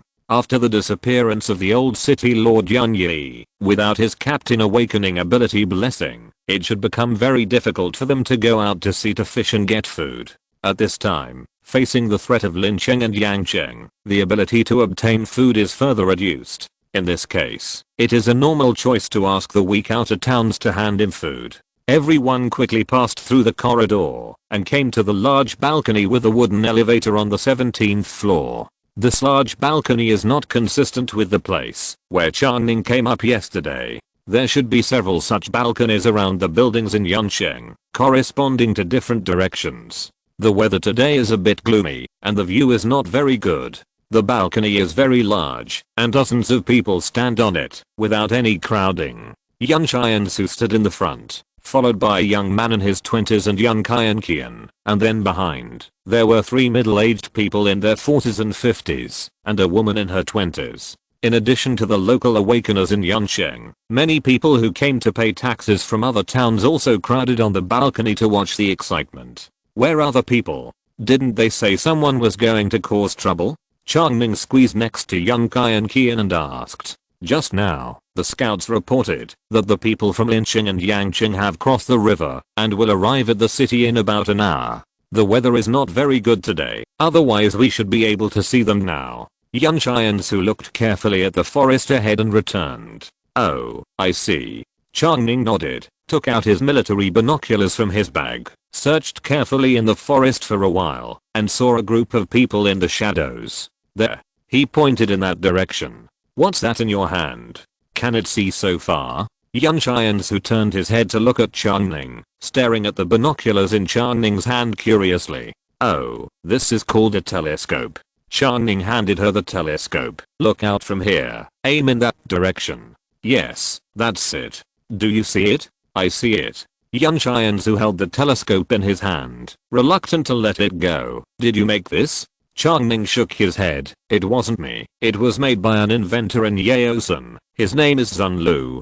Zun Lu? He's really talented to be able to make something like this. Chang Ning chuckled and thought to himself, he only brought one of these strategic level materials, and he didn't know when he could find a broken telescope for him to repair in this era, so he couldn't give the telescope to anyone for the time being. The best way to reject someone is to make the other person feel that he can't make the decision, so he won't embarrass himself. This telescope belongs to Zun Lu. If you want it, go find Zun Lu. It has nothing to do with me. Chang Ning. Yan Xiansu handed the telescope to the young man in his 20s beside him, asking him to take a look at the situation, then turned around and asked, Uncle Wu, what else did the intelligence officers say? How many awakeners did they bring this time? One of the middle-aged men in his 40s or 50s behind him answered sarcastically, it's not going to be easy this time. They have more than 20 awakeners, all combat type. One of them is Lin City Lord Lin Yuqian, who has the Grandmaster level awakening ability of the Gale system. If he gets angry, he can crush our little guys to death. More than 20. We only have 13 people who can fight now. Do you want to recruit those relic hunters in the city at a high price? Chapter 36 Psychic Cannon. Do you have enough supplies to impress the relic hunters? Uncle Wu sneered. Yes, Xiao's Yuzi. When your father was still alive, we could intercept them on the river. Now that your father is gone, what can you do to fight them? Another middle-aged man in his 40s or 50s also interrupted. Yan Xiansu said seriously, since my father handed Yancheng to me, I have the obligation to protect the residents of Yancheng. Uncle Wu, Uncle Qi, if you don't want to participate in the battle, just watch from the side. But none of the other people in our Yancheng are cowards. Huang Qian, the man in his 20s behind Yan Xiansu immediately answered loudly, here, lead all the combat type superpowers of the police station and the hunting team to prepare for battle. Yes, the two people's voices were loud and full of momentum. The dozen or so young awakened people around them were excited and wanted to fight the enemy right now. This included several young people standing behind Uncle Wu and Uncle Qi. Uncle Wu and Uncle Qi saw the reactions of the people around them and looked embarrassed. Actually, Uncle Qi just wanted to say, your father handed over Yancheng to you. Who can prove it? None of us old guys have received such news. It is still uncertain who should inherit the position of the Lord of Yancheng. But seeing the momentum of Yan Xiansu's side, he thought about it and decided not to say anything. After a pause, Uncle Qi said, now it is not a question of whether we want to fight or not, but a question of whether we are strong enough. There are only so many combat type awakeners. Unless the few psychic cannons left by the old craftsman sect 100 years ago can still be used, so that non-combat type awakeners can also participate in the battle. Otherwise there is no chance of winning. The psychic cannons have been broken for a long time. Uncle Qi means, should we wait here to die, or surrender directly? Yan Xiansu said lightly. What is a psychic cannon? Where is it? Chang Ning raised his hand and asked. Yan Xianzu turned around and pointed to a device in the corner of the balcony that looked like a giant crossbow and said, "This is the psychic cannon, which was left by the master of our Yunqing craftsman sect 100 years ago. It can allow non-combat type awakeners to attack by consuming star power. Unfortunately, it broke down decades ago and cannot be used." Oh, there is such a thing. Grandmaster level architects are quite capable. Architects below the Grandmaster level can only use the power of nature, while those above the Grandmaster level can use the energy of awakeners in architecture. Chang Ning separated the crowd and walked towards the psychic cannon. This thing is related to the star power of the awakener. It is definitely not something left before the world-destroying disaster, but a brand new weapon designed after the awakening group appeared. After a few steps to the psychic cannon, Chang Ning looked at it carefully. This weapon is made of wood and looks relatively intact. It should be that some part inside is broken, making it unusable. Secretly mobilize the star power in his mind and shroud it around the psychic cannon. It can be repaired. But isn't the name he reported in Yunqing a master architect? Building a new one is reasonable, right? Thinking of this, he stepped forward and kicked the psychic cannon to pieces with a pop. Hundreds of years of rotten wood are completely no resistance to Chang Ning's current physique. You. Uncle Qi walked over quickly. What are you doing? You dare to destroy the remains of our Yunqing craftsman sect? Come. Capture this kid. Who dares? Young Qian Qian saw Uncle Qi commanding people to capture Chang Ning and jumped in front of Chang Ning to protect him. Chang Ning patted young Qian Qian's shoulder gently and said, "It's okay, watch me." After saying that, he turned around, tapped his fingers lightly, and a little starlight sprinkled from his fingertips, covering the wood chips on the ground. As if time was going backwards, the wood chips rose from the ground, formed complete wooden parts in midair, and then quickly put together. In the blink of an eye, a brand new psychic cannon appeared in its original position. Chang Ning walked to the front of the psychic cannon, stretched out his hand to hold a handle below, and tried to mobilize some star power. The star power followed the handle to the inside of the psychic cannon, and a reaction occurred in it that Chang Ning could not understand. Then, a destructive energy appeared out of thin air at the crossbow mouth of the psychic cannon, and it was instantly fired like a laser. Boom. Under the Cloud City, a large pit appeared in a forest 200 meters in front of the platform where everyone was. All the trees within a radius of more than 10 meters turned to ashes, and a pit about 3 or 4 meters deep appeared on the ground. Damn, so strong. Chang Ning was also shocked. When he turned back to look at everyone, he found that everyone was staring at him in amazement. You are also a master craftsman. A master level awakener. Yan Xianzu was the first to react. A king level awakener from the construction family is much more useful than an ordinary combat type awakener. Especially when defending the city. The master craftsman can use the terrain to build many powerful city defense weapons or solid barriers in advance. A master craftsman, with the cooperation of other low-level awakeners, will not fail to defend the city against 3 or 4 other master level awakeners. Master craftsman. This long-lost awakening ability has not appeared in the area that Cloud City can radiate for nearly 100 years. Chang Ning smiled and scratched his head. I actually thought I was just a master builder. Today, when I saw the relics left by your master craftsman, I found that I can also build. It seems that my imagination limits my strength.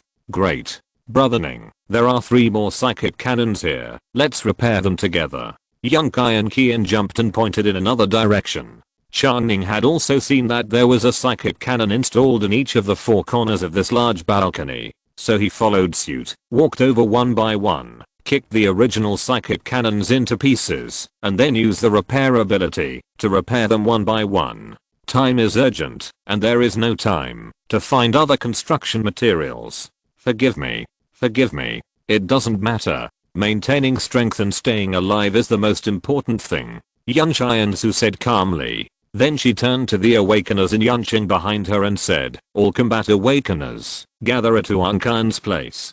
Jia Yao, Kang Jing, Ma Chang. The 3 of you will come with me and guard a psychic cannon each. Other non-combat awakeners, disperse to fill in the positions behind the psychic cannon. A few more guards, be prepared to move the psychic cannon. Yes, understood. The repair of the psychic cannon boosted the morale of the people in Yuncheng.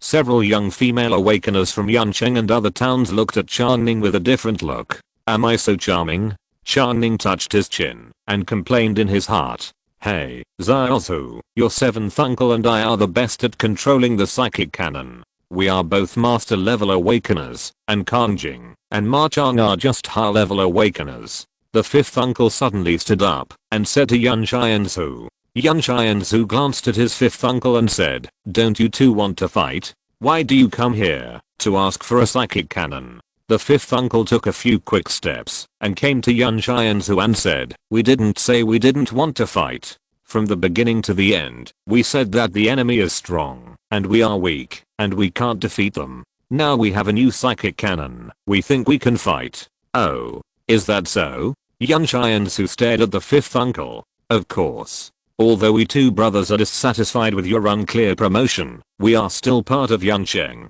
Of course, we have to put the interests of Yuncheng first. We can talk about internal affairs slowly and solve them among ourselves after the enemy retreats. But now there are external enemies. We still know the importance of it, and we will not let outsiders take advantage of our Yuncheng. That's right. The 7th uncle also followed. Yun Xianzu looked at the two of them deeply and then said, okay, Kangjing, Ma Chang, you two go to the backup position and let Uncle 5 and Uncle 7 take the control position. As the deployment on Yuncheng's side was completed, the team in the forest had also approached and appeared outside the open space more than 100 meters below Yuncheng. Xiao, be careful. Not only Lin Yuqian is here, but Yang Bao is also in that team. Uncle 7 was sharp-eyed and shouted to Yun Xianzu when he saw the people coming out of the forest. Oh, both the city lords of Lincheng and Yuncheng are here. Yun Xianzu's eyes became sharp.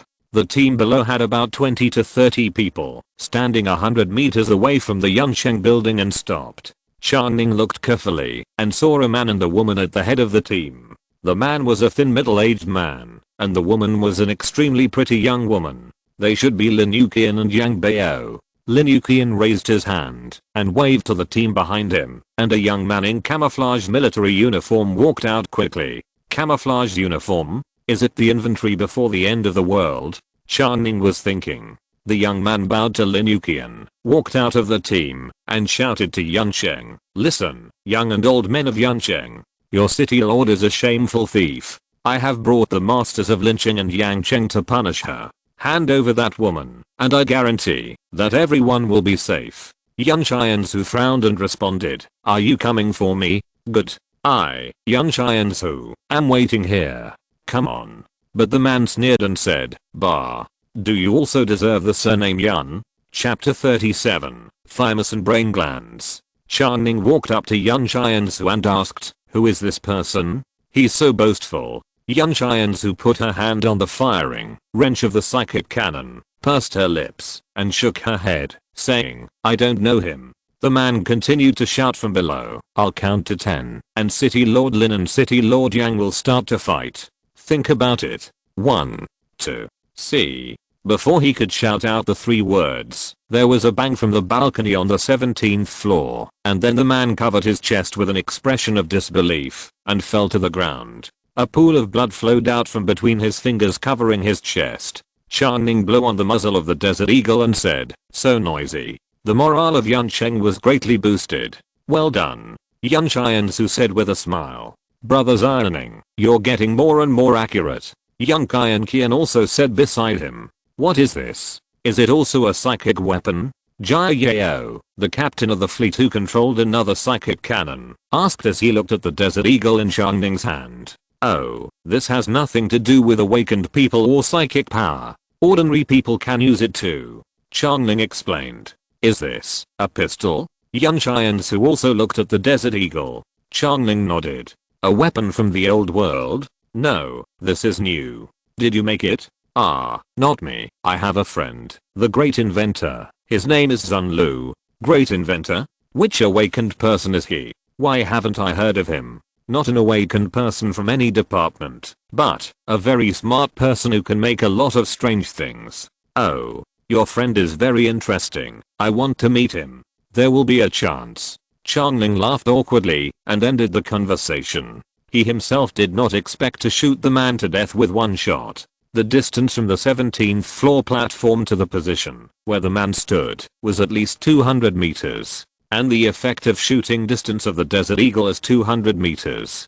Before crossing, Chang Ning had seen a video of someone using the Desert Eagle as a hunting rifle and could hit a wild deer 200 meters away with one shot. But that was based on his own marksmanship and a high power scope. Chang Ning had not practiced shooting for a long time, and without a high power scope, he was able to kill the man with one shot.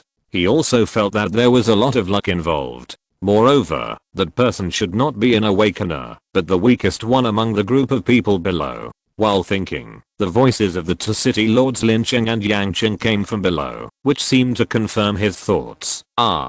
Just kill him. Anyway, I promised him that I would leave the star core in Yun Xianzu's head to him. Killing him will save a star core. This was Lin Yuqian's voice. But without him, no one knows the exact location of that place anymore. Yang Bao replied. The place is so small, just look for it slowly, you can always find it. Neither of them deliberately lowered their voices. Although they were more than 200 meters away from the people in Yunsheng, they could still float over with the wind.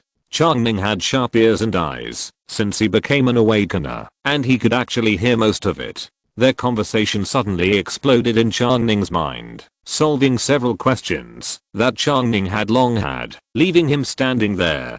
Keywords: star core in Yun Xianzu's head. Chang Ning recalled the scene when he suddenly fainted and fell to the ground when he had just crossed over to this era and was conducting his first exploration. He had always known that it was the beginning of his awakening. He still remembered that when he was in a coma, an illusion occurred in his mind. A towering steel wall was burning with a raging fire, dripping countless molten iron like magma, falling on a peaceful and boundless sea, condensing into little by little, shining points that flickered like starlight. He clearly felt that this illusion occurred in his brain, and his whole head was splitting with a headache. Later, after hunting down the land shark in Yaosun, Zhen Yang transplanted its force core to Zhao Da, which enabled Zhao Da to become an awakened person of the mountain mover system. At that time, Chang Ning felt that this force core might be the key to the awakening. It perfectly replaced Zhao Da's thymus, secreted unknown hormones in Zhao Da's chest cavity, and transformed Zhao Da's body. Based on this cognition, when Chang Ning went to Yaosun for the second time, he met the first messenger of Yunqing on the road. After being ambushed, he killed the messenger and opened his chest to look, but found nothing. Now when he heard the term star core in the head, he suddenly thought of the classification of awakeners that Zhen Yang had told him. Awakeners have different powers that act on themselves and on the outside world. These are two different types. The common feature of awakening is that they are classified as the ability of the Stargate and act on the outside world, which is very different from the ability of Zhao Da and Yun Qian, who act on themselves, and the ability of the Heavenly Gate. Therefore, after an unknown world-destroying disaster occurred in this era and the strange astronomical phenomenon of Black Moon appeared, the mutations that occurred in humans were actually divided into two types, corresponding to different parts. What happened to me was the mutation of the glands in my brain. No wonder I had that kind of illusion at that time. Maybe a gland in my head has become silvery like the thymus transplanted by Zhao Da. Is it the pituitary gland or the pineal gland? Lin Yuqian just said that he promised that man to give him the star core in Yun Xianzu's brain. It should be a surgery similar to Zhao Da's force core thymus transplant. Cut open his head, pull out one of his glands, and replace it with Yun Xianzu's mutated one, which becomes the key to the awakener. Chang Ning breathed a sigh of relief, feeling that his understanding of this era has deepened. At least he has a better understanding of the awakeners, a special group that has never appeared before. At this time, he realized that Yang Bao below was shouting to Yunsheng, and Lin Yuqian had been pushed behind Yang Bao. Now it seems that Yang Bao is the spokesperson for the team below. In fact, we really have no intention of being enemies with you. That treasure house is so big that your Yunsheng will definitely not be able to take it all. Lord Yunsheng, why don't you cooperate with us and develop that treasure house together? This way, we can avoid fighting each other and getting hurt. Isn't it good for us to make money together in peace? Yang Bao's voice was soft and crisp. Although he was shouting at this side very loudly, his breath was not disordered at all, and there was no sign of any broken voice, which made people feel very comfortable. Yan Xianzu replied, if there really is a so-called treasure house, do you think our Yanqing will still be like this? I always thought that the city lords of Lincheng and Yangcheng were smart people, but I didn't expect that they could be deceived by someone who is not even an awakener. It's really funny. You. Lin Yuqian walked out from behind Yang Bao, pointed at the wall on the 17th floor, and said to Yang Bao angrily, I said, these people won't cry until they see the coffin. Why waste words with them? Just go straight up and it's over. Yan Xianzu aimed the psychic cannon in his hand at the open space in front of Lin Yuqian, charged the muzzle, and shot out a beam of light. When the beam of light was about to leave the muzzle, Lin Yuqian grabbed Yang Bao and moved to a place 100 meters behind him like lightning. Then the beam of light fell to the ground, and gravel flew everywhere, creating a hole. This guy could definitely save the person he killed, but he just didn't want to. Chang Ning came to a conclusion in his heart. City Lord Lin thinks he is very fast, so just come on. I wonder if the other awakeners in Lincheng and Yangcheng can be as agile as City Lord Lin. Yan Xianzu shouted to the people below. The 20 or so awakeners who were originally standing behind Lin Yuqian and Yang Bao are now facing the psychic cannon, and their faces changed drastically. Chapter 38, Repel the Enemy. In fact, once the psychic cannon was used, there was no suspense in the whole thing. Lin Yuqian and Yang Bao brought people here, just for the so-called treasure house. They thought that, if the awakened people of the two cities united, especially with two master level awakened people, they would definitely be able to force Yancheng to surrender. But the intelligence was obviously inaccurate. First, Lin Yuqian saw Yan Qian in the crowd on the 17th floor. He knew this little girl, and knew that she became a master level awakened person last year, and was the highest combat power in Yancheng. In the original intelligence, Yan Qian should not be in Yancheng.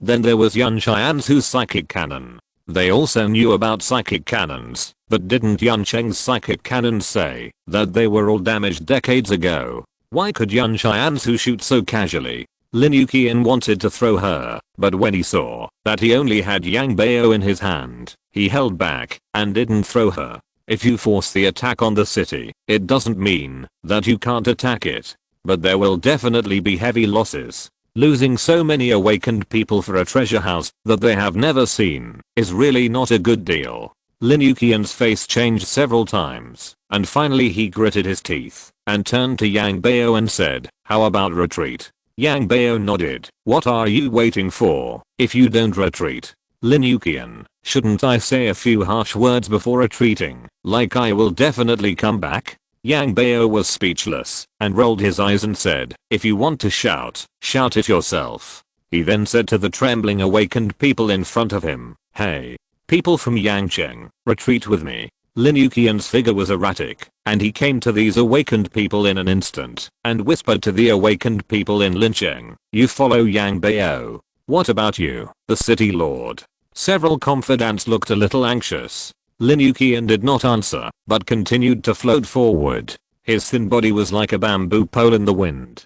He floated to the bottom of Yancheng in a few seconds, and then floated up along the building. In a few blinks, he arrived at the 17th floor. Everyone in Yancheng was immediately facing a great enemy. Uncle Wu Yunwu had already aimed the psychic cannon at the direction where Lin Yuqian was coming from. With a flick of his finger, a beam of light flew out, passed through Lin Yuqian's body, and flew away. Lin Yuqian did not fall down or get hurt. It was not until he appeared next to Yan Xianzu that everyone realized that Yunwu had hit his afterimage. A Grandmaster level awakener of the Gale system can make people have enough attack power, but cannot touch him at all. The next moment, Yan Qian moved. She stepped forward on tiptoe and kicked sideways, leaving an afterimage.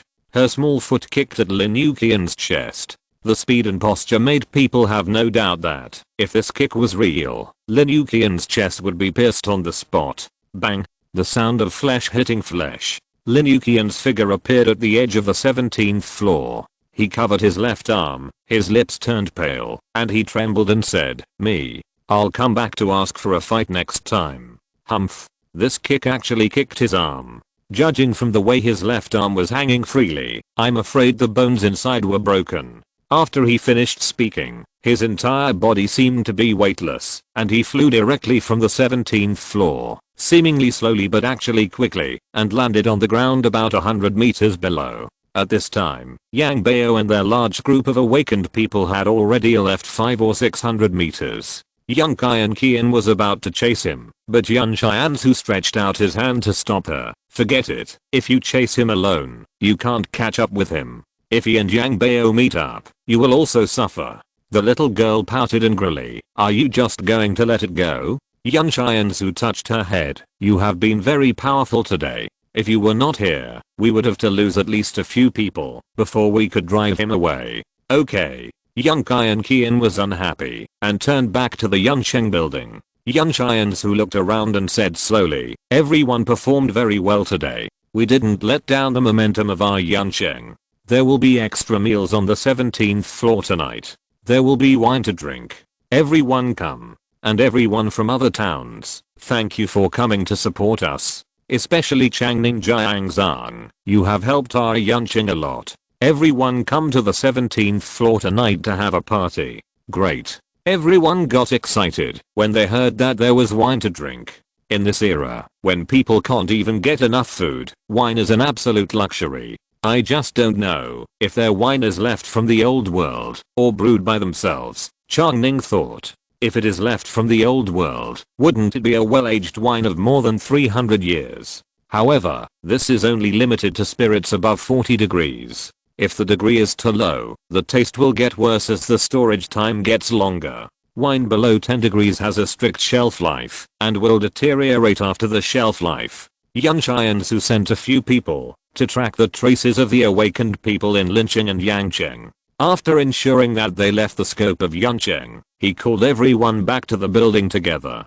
Chang Ning saw the hot girl he met yesterday in Yuncheng walking towards him, as if to say hello to him, but before she could speak, she was blocked by Yun Xianzu. Yun Xianzu said directly to Chang Ning, Brother Ning, can you come to my room? Chang Ning nodded. Seeing Yun Xianzu's serious expression, he didn't look like she was going to invite him to do something strange, so he followed her without any burden and turned around to smile at the girl from the other town. The atmosphere between men and women in this era is very open, and Chang Ning hasn't figured out how to control the scale. If Yun Xianzu really seemed to be inviting him to do something strange just now, he would probably be entangled and hesitant for a long time. Follow her all the way to the 21st floor, through the long corridor, and enter her room. As soon as she entered the door, Yun Xianzu began to take off her clothes. Did he just make a mistake? Chang Ning doubted his ability to read people's expressions. Yun Xianzu took off his outer leather armor swiftly, revealing his curvaceous lining, then reached out to the cabinet next to him, and took a soft silk robe, and put it on, then turned to Chang Ning and said, sit down. It turns out that in this era, you don't have to change clothes without telling others. When in Rome, do as the Romans do. When in Rome, do as the Romans do. Chang Ning complained in his heart, then sat in the same seat as last night. Brothers ironing, what do you think? Yun Xianzu said directly. What do you mean what do I think? It's the whole thing, Uncle 5, Uncle 7 and the others, as well as the invaders from Lincheng and Yangcheng who came today. I feel that, since my father disappeared, things have happened one after another, which are weird, but they seem to be connected to each other. Chang Ning nodded, he felt the same way. He pondered for a moment and said, I can't see anything else, but I'm sure of one thing, that is, there must be a traitor among the high-level officials in Yuncheng. And the ordinary person who followed the city lord Lincheng Guiyang here today is also very strange. If we find out his identity, we may be able to solve many mysteries. Yun Xianzu bit his lip and said, then what do you think? What should I do next? Chang Ning frowned. He didn't know much about Yuncheng, and couldn't actually give Yun Xianzu a lot of advice. He thought for a while and said, it seems that everyone is preparing for battle today. If we are sure that there is a traitor in Yuncheng, why don't we gather everyone together, and let everyone find this traitor together? And the identity of that strange person may be known by someone in Yuncheng? Just ask directly. Yan Xian's eyes lit up, gathering everyone together to find the traitor. It's a good idea. Chapter 39. There's a traitor among us. There's a traitor among us. Yan Xiansu called together his fifth uncle Yan Wu, who was in charge of the intelligence bureau in Yansheng, his seventh uncle Yan Qi, who was in charge of the judicial bureau, Huan Qian, who was in charge of the police bureau, Jia Yao, who was in charge of the fleet, Ko Jinglong, who was in charge of the hunter team, and Yan Qian Qian and Chang Ning, a total of 8 people, gathered in the combat meeting room on the 20th floor of Yansheng. This is the absolute top of the entire Yansheng. Among them, Yan Wu, Yan Qi and Yan Xiansu's father Yunai are all adopted sons of the old city lord, and can be regarded as sworn brothers. They are the backbone of the older generation of Yansheng. Huan Qian and Jia Yao are both awakened people of the younger generation. They were not adopted as adopted sons by Yunai, but they are loyal to him. Ko Jinglong is a middle-aged man in his 40s. He was not an awakener at first. Similar to Zhao Dao, he was awakened after being transplanted with the power core of the evil beast, but he awakened as a master level mountain mover, the so-called mountain moving general. Yan Xiansu was previously in charge of the internal affairs department of Yansheng, and succeeded the city lord after his father disappeared. Yan Qian Qian is the only Grand Master Awakener in Yansheng, and she is also from the most capable fighting family, and one of the daughters of the old city lord. And Chang Ning, well, Chang Ning herself felt that it was a bit out of place to be here. But surprisingly, no one had any objection. Perhaps an awakener from a Grand Master architectural family can directly participate in all high-level decisions in Yansheng. We have a traitor among us. Yan Xiansu repeated.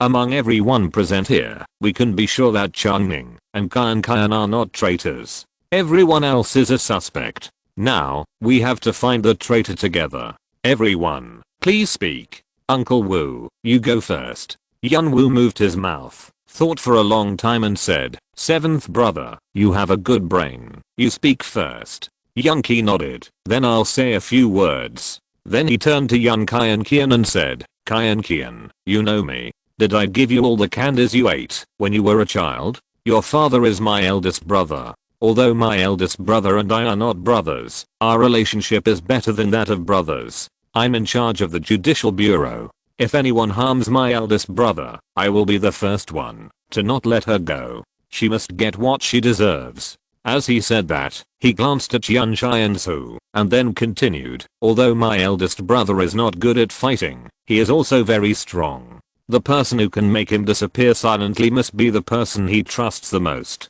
What do you think? Does it make sense?" Yan Wu took over the conversation and said to Yan Qian Qian, "Old 7 is right. It must be the person that eldest brother trusts the most who can harm him.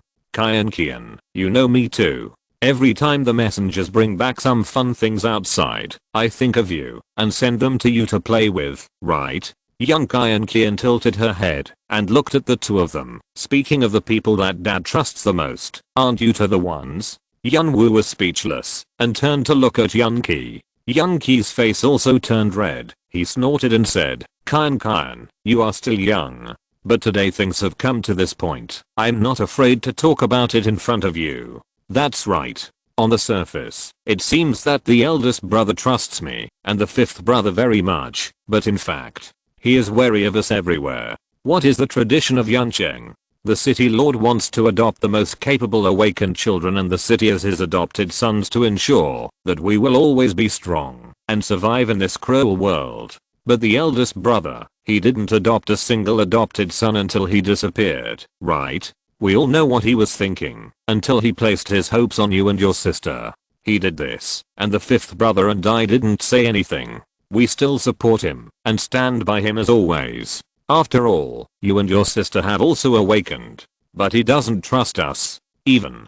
Hey. Do you know how the second brother, the third brother, and the sixth brother died? Why did the fourth brother go to Jinling City? As he said, he slammed the table heavily and sighed deeply. Chang Ning suddenly felt his eyes blurred, and he saw a sturdy man who looked somewhat like Yan Qian Qian, pointing at Yan Wu and Yan Qi's noses and scolding them. The perspective was behind Yan Wu and Yan Qi. In the picture, Yan Wu and Yan Qi lowered their heads and said nothing, feeling extremely wronged. 7th uncle, put away your ability. We are in a meeting now. Don't use your awakening ability to interfere with others. Yan Xianzu shouted. As Yan Xianzu scolded, the picture slowly dissipated in front of Chang Ning's eyes. Chang Ning looked around and found that Yan Qian and Ko Jinglang seemed to be very affected by the virtual scene. The way they looked at Yan Wu and Yan Qi changed a little. What kind of ability is this? Interfering with the thoughts of people around.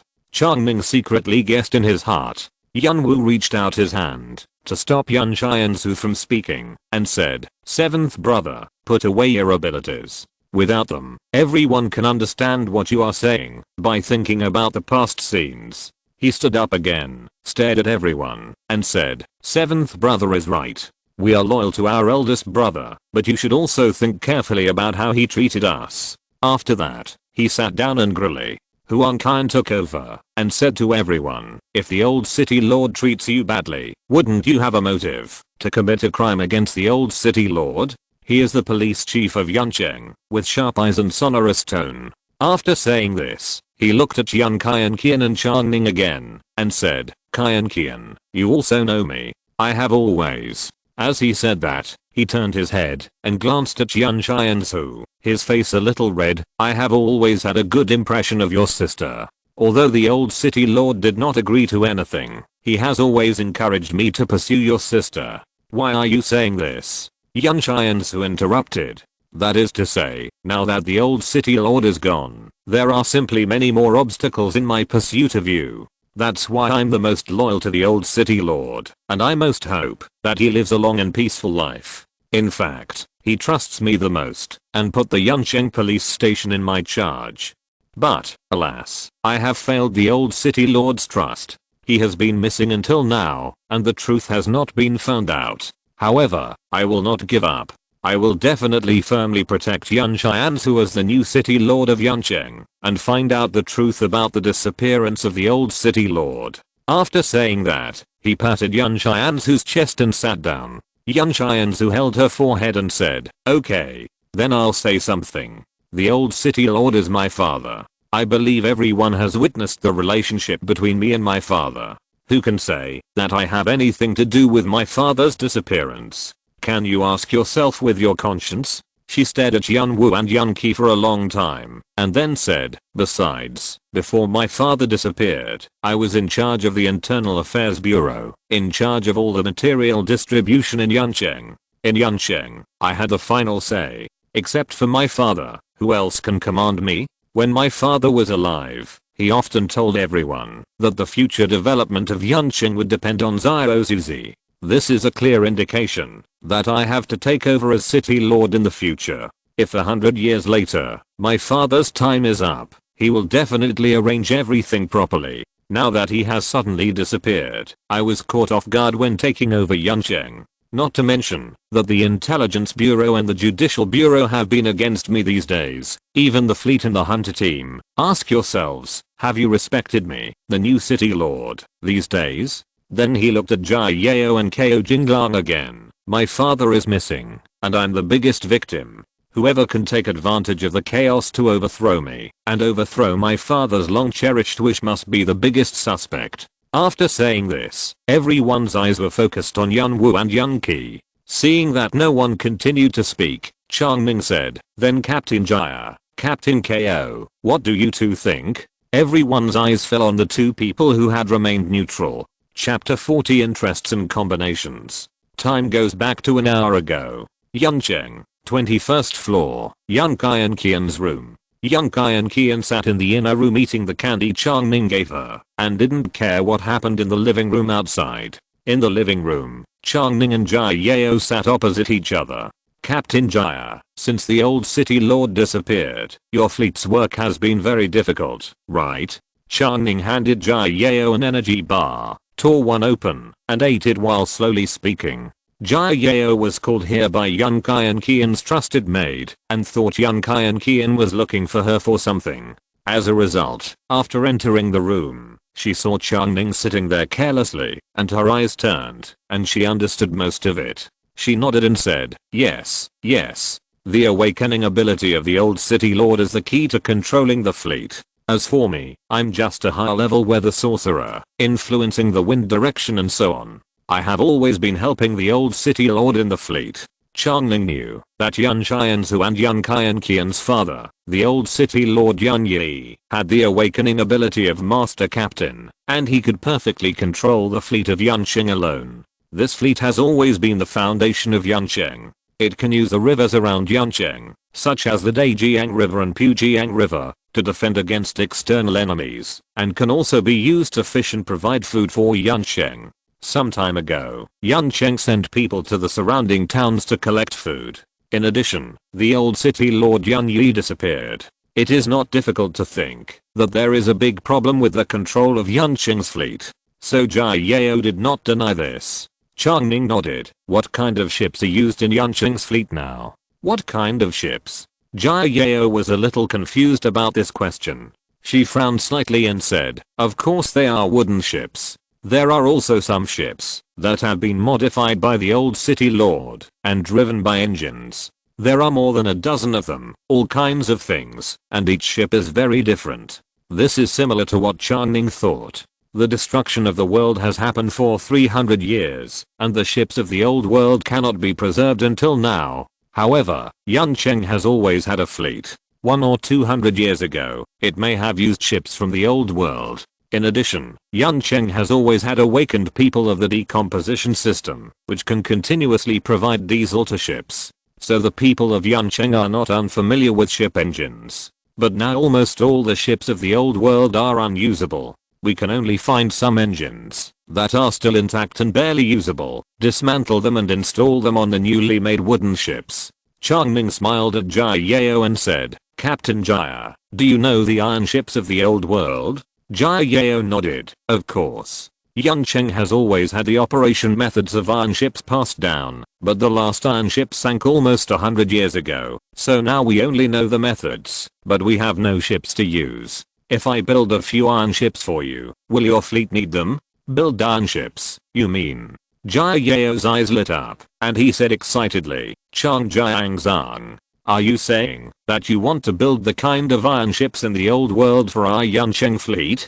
Chang Ning nodded. A ship is at least. He thought for a while. Yuncheng may not have the measurement units of the old world, so he said, it can carry at least 50 people, or even hundreds of people, and can drive on the river for several days, after filling up with diesel. On the way to Yuncheng, he found many shipwrecks on the bank of the Pujiang River. According to his ability, as long as the damaged items are relatively intact, have clear outlines, and most of the raw materials are scattered nearby, they can be repaired to make them look like new.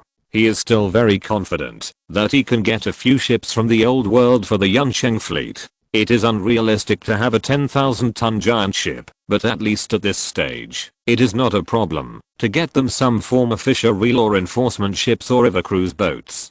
Jia Yao grabbed Chang Ning's hand. Really? You are not allowed to lie to me. You are a master craftsman, and a master craftsman cannot lie. She was a little incoherent with excitement.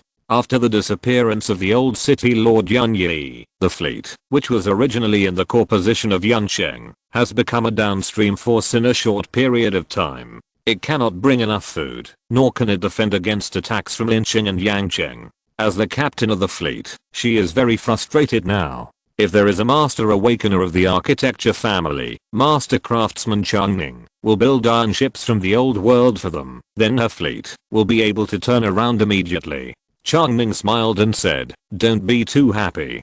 To be honest, I have never built an iron ship like the old world before, but I can give it a try. Moreover, the iron ships of the old world cannot be driven by manpower or wind. Since you don't have the awakening ability of the captain like the old city lord, you must need a lot of diesel to get your fleet moving. Diesel? You mean? I understand. Jia Yao instantly understood Chang Ning's implied meaning and nodded to him. No problem. Anyway, when the old city lord was still there, he also hinted that the position of the city lord should be passed to Yun Xianzu. I will cooperate with her. Chang Ning whispered, wait a minute, we are going to hold a meeting to eliminate traitors. More than 10 minutes later, Jia Yao walked out of Yun Qianqian's room with a smile on his face. A few minutes later, Ko Jinglan walked in again. He also thought that Yun Qian had something to do with him, but when he entered the door, he saw Chang Ning holding the desert eagle that was shining brightly on the top of the city, looking at him with a smile. 10 minutes later, Kao Jinglang also came out of Yun Qian's room with a satisfied smile. So, more than an hour later, the top 8 people in Yuncheng held the eradication conference. Yun Wu, Yun Qi, Huan Qian, and Yun Xianzu had all finished their speeches, and everyone was deadlocked. Chang Ning said, "Captain Jia, Captain Ko, what do you two think?" The two stood up together and said in unison, "Of course I support Yun Xianzu." Yun Qi looked at Kao Jinglang in disbelief. Yesterday, he had tried to win over the hunting captain, and the other party also showed him some goodwill. But why did he suddenly turn to Yun Xianzu today? Xiao added, "Let me say a few words. Qian, you also know me. Although I'm the captain of the fleet, I have always been a deputy of the old city lord. Now that the old city lord is missing, our entire fleet is like a soulless one. The old city lord is my spiritual pillar and my life mentor. Before the old city lord disappeared, he often mentioned to me how important Xianzu's ability as a master of decomposition was, and the future development of Yuncheng might depend on her. I have always believed in the words of the old city lord. Now, when it is time to express my position, I will not hesitate. I will definitely support Xianzu." Kao Jinglang also nodded and said, "Qian, you also know me. My awakening ability was given by the old city lord. The person the old city lord supports is the person I support. There is no doubt about this."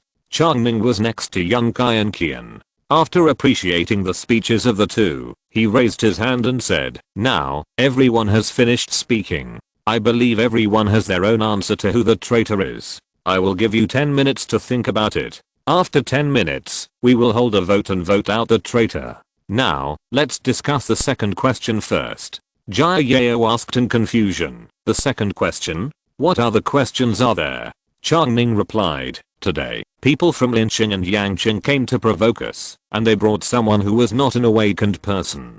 Who is this person? Does anyone know him?" As soon as these words came out, Yun Wu's face suddenly became a little strange. Chapter 41. They also have the surname Yun. Chang Ning noticed Yun Wu's expression, so he asked, "Yun Wu, do you know the identity of that man?" Yun Wu snorted, "You are now clearly trying to harm me and Lao Qi. Even if I know something, I won't tell you."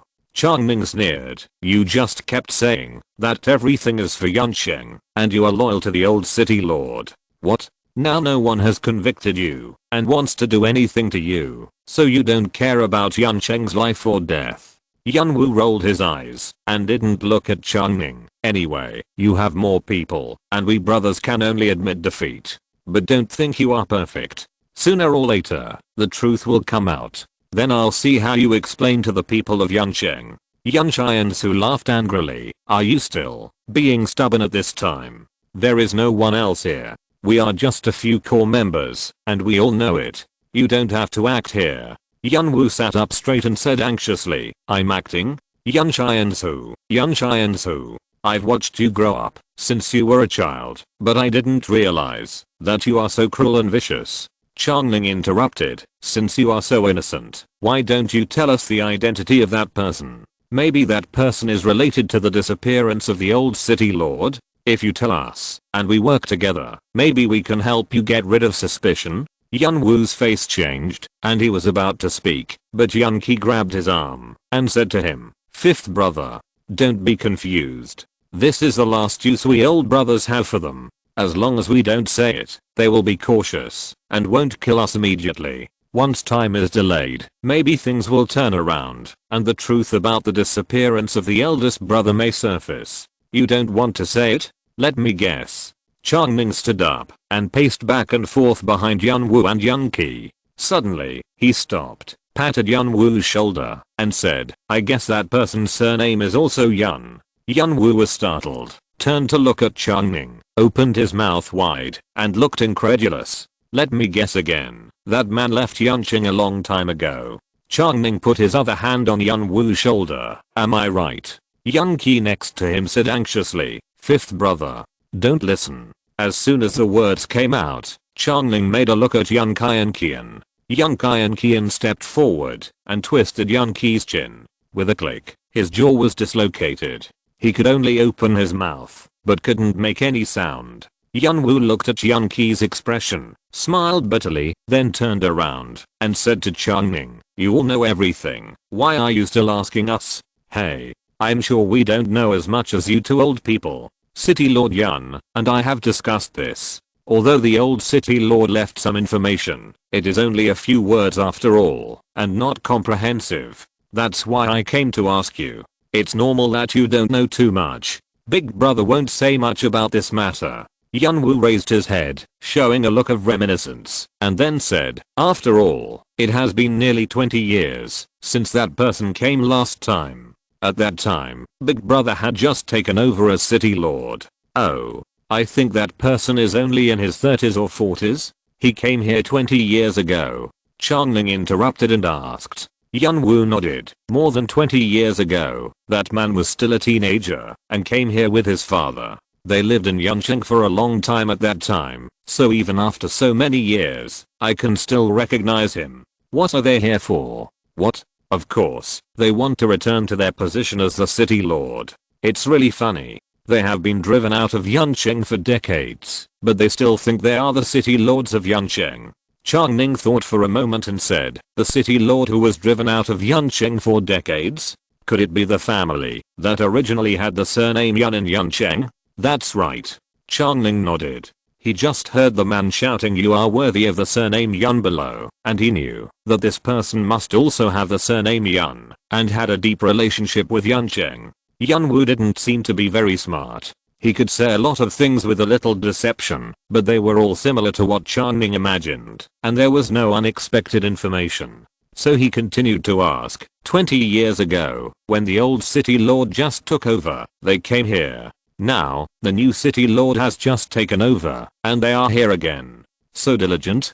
Or, their brains are not working well? Or is there a big enough piece of fat in Yuncheng that makes them want to take back Yuncheng regardless of everything? He turned to look at Yun Xiansu. "What do you think?" "Me." Yun Xiansu didn't expect Chang Ning to ask her suddenly. After thinking for a while, she said, "Father really didn't tell us much about this matter. However, since the 5th uncle and the 7th uncle met them 20 years ago, why not tell us what they did when they came here 20 years ago?" Huang Qian, Jia Yao and other younger generations also nodded.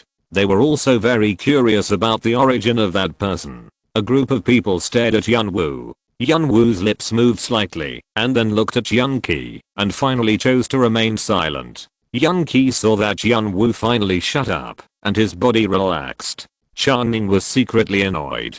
His bad habit from the 21st century made him make a joke of "what do you think" at the critical moment, causing Yun Wu to stop at the key narration. If there was no such uncertain factor, Yun Wu might reveal more information. But since Yun Wu and Yun Qi did not intend to say more, there was no need for them to continue talking about this topic. Except for Yun Wu and Yun Qi, everyone else knew almost nothing about the mysterious deceased. So Chang Ning coughed awkwardly and said, "Since Yun Wu chose not to say it, let's vote on who the traitor is according to what we discussed just now." Yun Xiansu nodded, pointed at Yun Wu and Yun Qi and said, "I think it's the 5th uncle and the 7th uncle. What do you think?"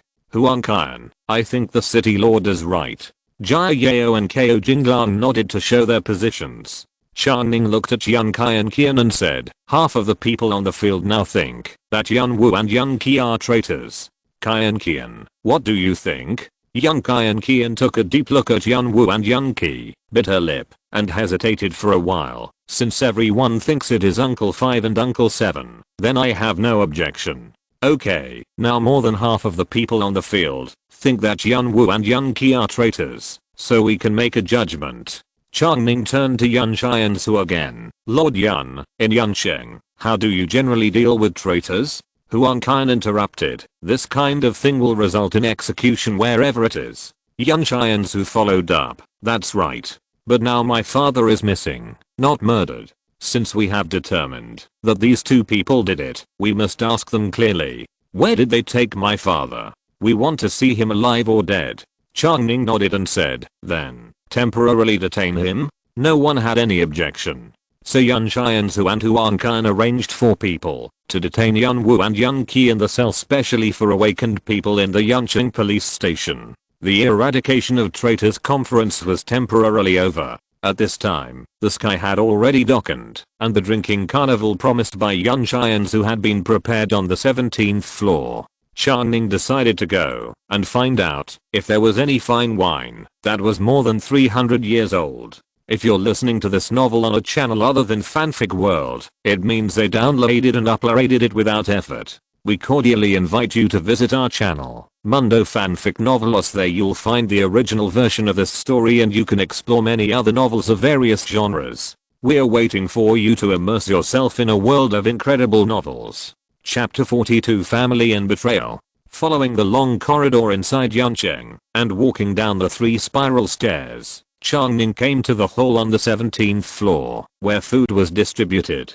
The prey sent from the towns around Yunqing was being grilled here. There were more than a dozen barbecue areas scattered throughout the hall, and the surroundings were crowded with revelers. The aroma of barbecue and the slight aroma of wine filled the hall, covering up the unpleasant faint fishy smell. Chang Ning felt that the smell of the hall was barely acceptable in this state. Ever since he repaired the psychic cannon on the 17th floor platform during the day and successfully attacked the mysterious man surnamed Yun with a golden desert eagle, Chang Ning has been very popular in the awakened circle of the entire Yunqing. As soon as he walked down the stairs, countless people greeted him flatteringly. The non-awakened citizens of Yunqing were also curiously asking about Chang Ning's origins, and immediately some residents who liked gossip exaggerated Chang Ning's deeds. Before long, the whole Yunqing knew Chang Ning, a master of master-level architectural family. "Hi, Chang Ning." Someone patted his shoulder from behind.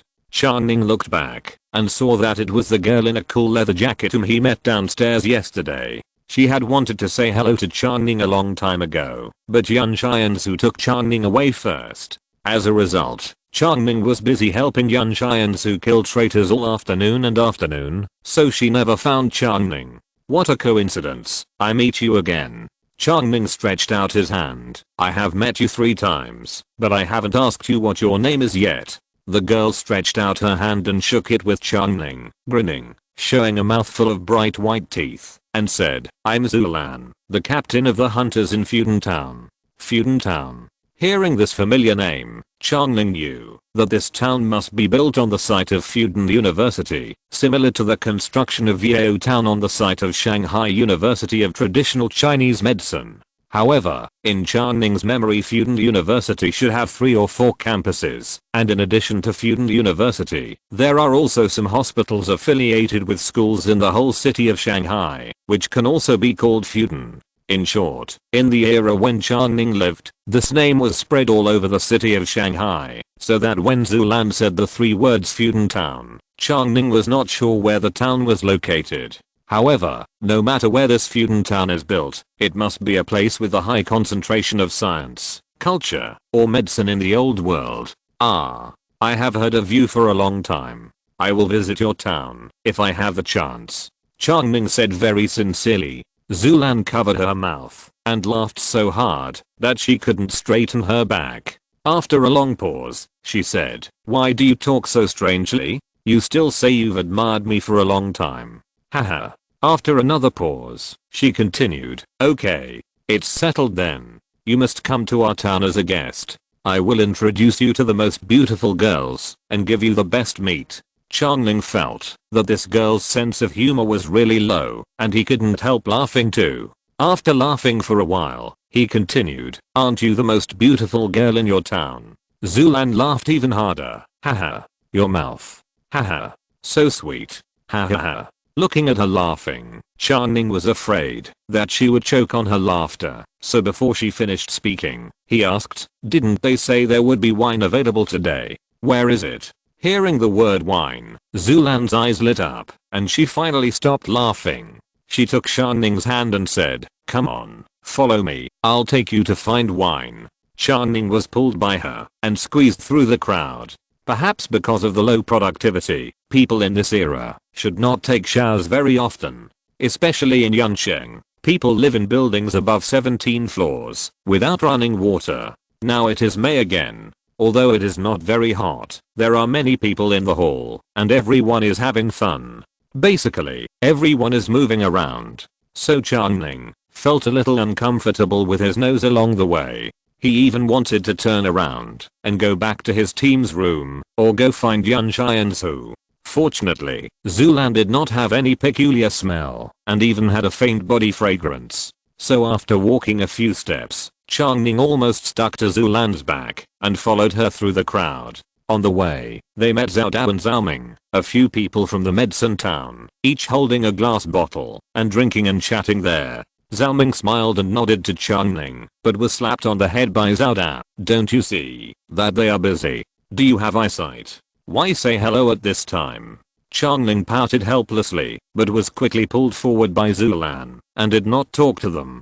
After turning a few corners in the crowd, Zulan took Chang Ning to a long wooden table. The wooden table was full of bottles, which did not look like low alcohol drinks such as beer or ice wine. It should be strong liquor, right? A fine wine that has been preserved for 300 years. Chang Ning was looking forward to it. Two girls stood next to the table, responsible for distributing drinks to everyone. Zulan took Chang Ning and said, "Give us 2 bottles of wine." A thin girl with a slightly yellow face nodded, smiled, and picked up 2 unopened bottles of wine and handed them over. Chang Ning looked at the girl, and suddenly his heart moved. He felt as if he had missed something. What exactly is it? Something related to this girl that he should have noticed, but he missed it. Chang Ning frowned and stood there thinking blankly. Zulan took the wine, handed a bottle to Chang Ning, and said, "Hey, are you stupid?" Then he stuffed the wine into the arms of Chang Ning, who was in a daze. Because the crowd was so crowded, Zulan almost stood next to Chang Ning. When the wine was handed over, Chang Ning felt a soft flesh on his arm. Suddenly, a flash of lightning flashed in his mind. When he followed the tax delivery team from Yaosin to the 17th floor of Yunqing yesterday, the fat girl named Sister Wen, who was responsible for collecting taxes, was standing behind a table. She was Aunt Feng's daughter and Yunshai Ansu's personal maid. Chang Ning didn't think much about it at the time. Now thinking back, Sister Wen's eyebrows and eyes look a bit like Uncle Qi. When in Yaosin, Yunkai and Qian once accidentally said something that a child would never say. After asking herself, she once told herself that this was what Aunt Feng said to Uncle Qi. That sentence sounded like a flirting nonsense between men and women. Could it be that Yunshai Ansu's personal maid is Uncle Qi's daughter? Exclamation mark. The relationship between men and women in this era is very uncertain. Many people only know who someone's mother is, but don't care much about who her father is. Unless she becomes an awakener, most people will not pay attention to her paternal origin. Could it be that without Yunshai Ansu's knowledge, Uncle Seven sent his daughter to be an undercover agent? Wouldn't that mean? Thinking of this, he stuffed the wine back into Zulan's arms, then turned around and ran towards the stairs. As soon as he ran to the stairs, he saw Jai Yao hurriedly coming down the stairs with a gloomy face. Seeing Chang Ning, she showed joy and said, "I thought it would take a long time to find you.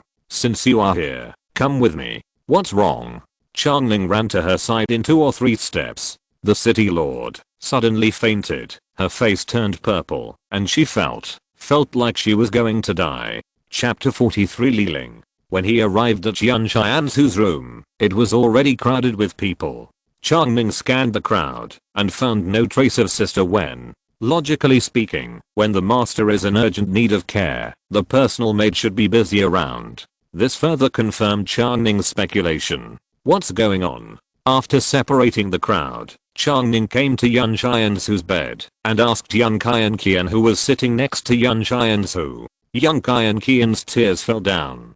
Seeing Chang Ning coming, she quickly grabbed his sleeve and said, "Brother's ironing. Please save my sister." Chang Ning bent down and took a closer look at Yunshai Ansu's current state. Her originally fair and smooth face had turned light purple, her lips were even purple and black, and white foam was overflowing from the corners of her mouth. Her eyes were closed, lying motionless on the bed, and her chest was slightly heaving, proving that she was still breathing. Chang Ning used his fingers to turn over Yunshai Ansu's eyelids, and the pupils were slightly dilated, but not to the extent of complete dilation.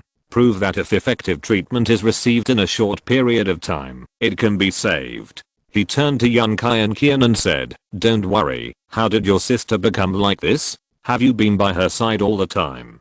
Tell me in detail." "I don't know. I was called here by brother Huan Kai.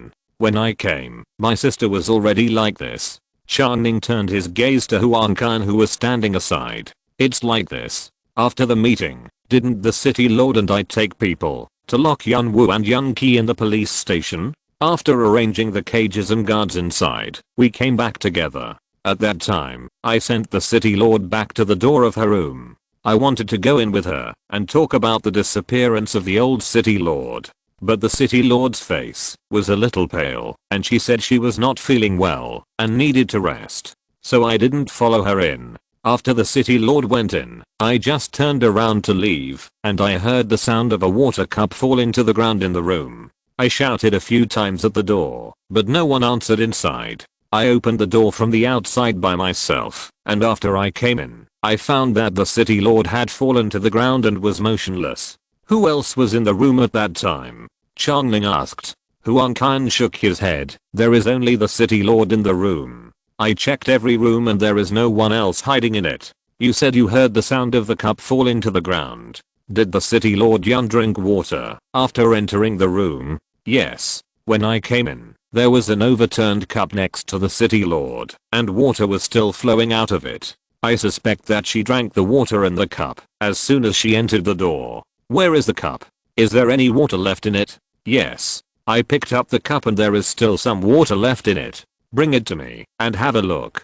Huan Kai separated the crowd and took a wooden cup from the table next to him. Chang Ning took it and saw that there was indeed some water left in it. The water was clear in color and looked no different from normal water. After smelling it, there was no peculiar smell. "Are there no physician awakeners in Yuncheng?" Chang Ning tried to ask. He knew that there was little hope, because if there were, they would have come here by now. Sure enough, Huan Kai and Jia Yao both shook their heads. "Are there people who keep pets in Yuncheng?" Chang Ning asked them again. "Pets?" Huan Kai asked in confusion. "Just cats, dogs and so on." Chang Ning had never seen anyone keeping pets in Yao Town. After all, in the wasteland of the end of the world, not many people can feed themselves, so how can they spare the energy to keep some pets? But Yuncheng has a lot of people and seems to be richer, so there is no guarantee that there are pets from before the end of the world that can stay. Sure enough, Huan Kai thought for a while and said, "There are 2 cats at the fish processing plant. They were picked up by the hunting team before the black moon, and they have been thrown there to eat fish entrails." Chang Ning nodded. "Go find a cat and feed it the water in the cup." "Do you want to make sure if there is poison in the water?" Huan Kai asked. "No, the water must be poisonous. Or to put it this way, even if there is no poison in the water, the symptoms of Yuncheng Lord are poisoning. What I mean is that if the cat shows the same symptoms as Yuncheng Lord after drinking the water, then we can do some experiments on the cat to see if there is any way to effectively treat this poison." Chang Ning replied. Huan Kai immediately turned around and went to the 17th floor to find the cat. Chang Ning said to Jia Yao next to him, "Captain Jia, is there any clean and safe water here?"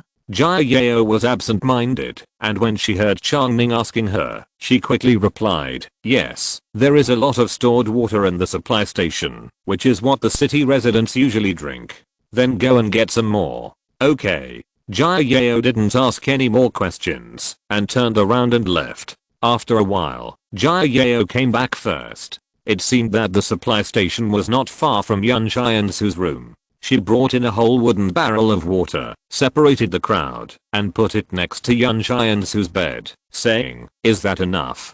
Chang Ning nodded, took out his military water bottle from his waist, put it in the wooden barrel, and filled it with water, then helped Yun Xiansu up, let her sit half on the bed, and stuffed the mouth of the military water bottle into her mouth.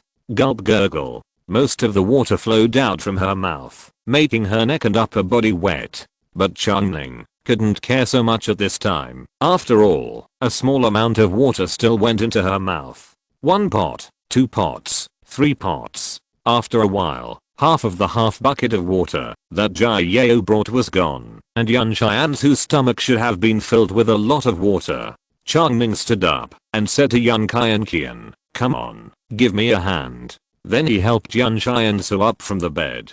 She was still unconscious, so she leaned softly on Chang Ning. Chang Ning hugged her from behind and asked Yan Qian to straighten her up, then wrapped his arms around her stomach and squeezed hard.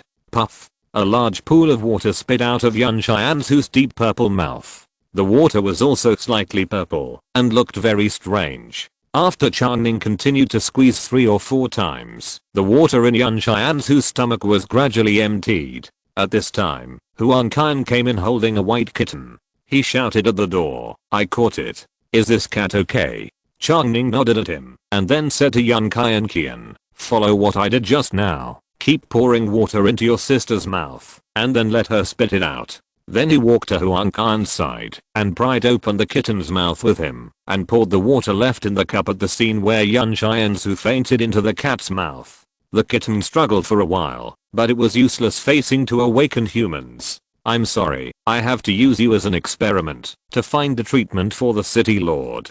Chang Ning touched the kitten's head and said. After the cat was poured with water, it looked at Chang Ning as if it was looking at a demon. Chang Ning touched its head, and it turned its head and shrank its head into Huang Qian's arm. On the other side, Yan Qian continued to pour water into Yan Xiansu and induce vomiting according to the method Chang Ning taught her. In fact, Chang Ning did not have much knowledge about poisoning treatment. After all, in the era when Chang Ning lived, this was the job of professional doctors, and there were thousands of types of toxins, and each corresponding treatment method was slightly different. However, excreting the toxins that were not absorbed in the digestive tract should be beneficial and harmless. After a while, Yan Qian had induced Yan Xiansu to vomit 3 or 4 times, and the water that Yan Xiansu vomited gradually became clear, just like normal water. Chang Ning asked Yan Qian to stop first, but the cat was still alive and kicking. Could it be that the water in the cup was not poisonous? Or was it a toxin that only targeted humans? Chang Ning paced back and forth. There was no other way. After 10 minutes or so, he finally made up his mind. "Qian, you take care of your sister here. I need to go back to Yaosan and ask the old Maison to come and take a look. Now it is impossible to determine the toxins and treatment methods, so we can only hope that the old mayor of Yaosan can cure Yan Xiansu with the awakening ability of a doctor." After all, Chang Ning has seen with his own eyes the scene of him instantly treating serious trauma. "But, it's nighttime now. It's not safe for you to go there. How about I go? I can deal with all the evil beasts and crazy ghosts around here, except for a few," Yan Qian said. Chang Ning also knew her ability, but the problem was that Yan Xiansu looked like he was dying. If he died soon, Yan Chen would be out of control without Yan Qian.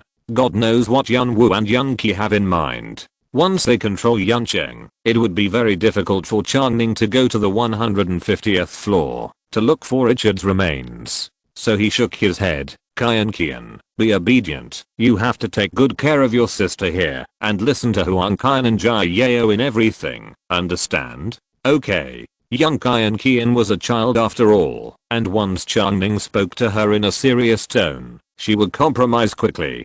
Chang Ning smiled at her. "It's okay, wait for my news." After speaking, he turned around and looked behind him. Xiao Da was also watching the fun. He walked up to Xiao Da, patted him on the shoulder and said, "Come back to Yao town with me." Xiao Da's eyes widened. "Are you crazy? It's the middle of the night." Chang Ning shook his head. "As long as we are careful enough and not very unlucky, we too should be fine." Xiao Da still looked reluctant, but after hesitating for a while, he finally nodded, told Xiao Ming a few words, and then followed Chang Ning out. Chang Ning. Jia Yao followed behind. "What's the matter? You must be careful. Try not to make any noise on the road, observe carefully, and hide yourself if you encounter evil beasts or crazy ghosts." Chang Ning nodded. He had heard many horror stories in the wild at night in Yao town, but in most cases, he and Xiao Da should be able to handle it together. The 3 of them came to the large balcony with a wooden elevator on the 17th floor. Chang Ning said to the person guarding the elevator, "Please take us down." "No." The man answered very straightforwardly, but in a low voice. "Why?" Chang Ning wondered. This person should know him and know that he was a master craftsman who the whole of Yanqing had to treat politely. Because Li Ling is downstairs. The man whispered to Chang Ning. Li Ling is here? Jia Yao's face changed drastically and he looked down. Chapter 44. Forest at Night. Li Ling? Jia Yao looked down in horror. Chang Ning followed Jia Yao's gaze and looked down. It was a clear night, and the moonlight of most of the waxing moon was pouring down from the sky, falling on the forest and grassland below Yanqing, shining with silver light, illuminating everything clearly. Chang Ning's eyes swept under the city, and soon found a pale figure wandering at the junction of the forest and grassland. This shadow was unusually tall, and his walking posture was extremely strange. His two arms were hanging down, as if they were broken, and his legs were slightly bent. Chang Ning blinked, and he suspected that his eyes were blurry. He clearly saw that the figure only took a few steps, and the stride of each step was not large, so why could it move such a long distance in one move? As if sensing the gazes of the crowd, the figure suddenly turned around and looked towards the 17th floor of Yanqing. Although it was several hundred meters away, and his face was completely invisible, Chang Ning could clearly sense that the other party showed a creepy smile. Squat down. Jia Yao hurriedly pulled Chang Ning and squatted in the corner of the balcony with several guards. That thing. I seem to have seen it. What is it? After Chang Ning saw its smile, he was completely sure that this should be the thing that appeared on the surveillance screen outside the laboratory on the night he returned to the laboratory. The laboratory is very far away from here, and there is a Pujiang river in between. Could it be that this thing can swim? Chang Ning complained in his heart. This is Li Ling, the most terrifying insane ghost in this area. Jia Yao lowered his voice and said to Chang Ning carefully, Li Ling, this insane ghost actually has its own name. During the days when Chang Ning lived in Yaosun, he also heard many legends about insane ghosts from people in Yaosun such as Sun Yang and Zhao Da. Insane ghosts are all transformed from people. In the Black Moon, some people will become awakened under the influence of unknown forces. This kind of power is a blessing from God in the eyes of people in this era. But Chang Ning always believed that there must be some unknown, natural reasons that cause the mutation of the human body. It's just that he has never found any evidence. People in this era believe that there are two gods. If the god of wilderness blesses humans and turns them into awakened ones, it is a happy thing. The entire settlement will celebrate for the newly awakened people. But if the god of ruins blesses humans, then the blessed people will not become awakened ones. They are called lost heart ghosts. Each lost heart ghost has its own awakening ability, similar to the awakened humans, but more complex and weird. But each lost heart ghost has lost the human thinking ability and human emotions, and has become a beast that relies only on instinct to survive and kill. Generally speaking, if a newly mutated, lost heart ghost is found in the settlement during the Black Moon, everyone will try to kill it before it really awakens.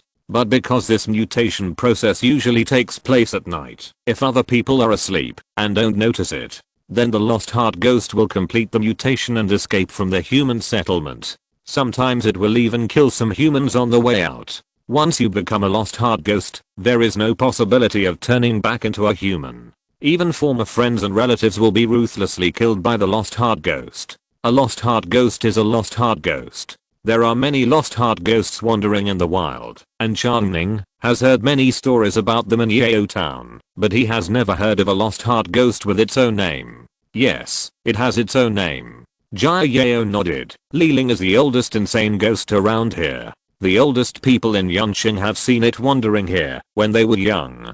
Almost every child in Yanqing grew up listening to its stories. Whenever the children refused to go to bed at night or were disobedient, their mothers would always use Li Ling to scare the children. The reason why it has its own name is that in addition to its existence for the longest time and its strength is the most terrifying. Speaking of this, the insane ghost named Li Ling in the distance seemed to have a sudden inspiration and followed Jia Yao's story. It opened its flat mouth and let out a miserable roar under the moonlight. Li Ling. Li Ling. Jia Yao shuddered with fear. Yes, it can bark, and it can only bark this one sentence. So we all call it Li Ling. Chang Ning also felt uneasy. How powerful is this Li Ling? I don't know how powerful it is. I only know that the old people say that there are at least 4 master level awakeners who died at the hands of Li Ling. At least it's a master level power and it can restrain human awakeners. Chang Ning smacked his lips, thinking that this thing was difficult to deal with. It often appears around here. Won't it come to Yancheng to hurt people? He knew that the Lost Heart ghost would attack human towns at night when it was extremely hungry and desperate. That's not the case. It has never entered the city. On the contrary, some people have seen it kill several other Lost Heart ghosts who tried to approach Yancheng. So, it is a Lost Heart ghost that has feelings for Yancheng?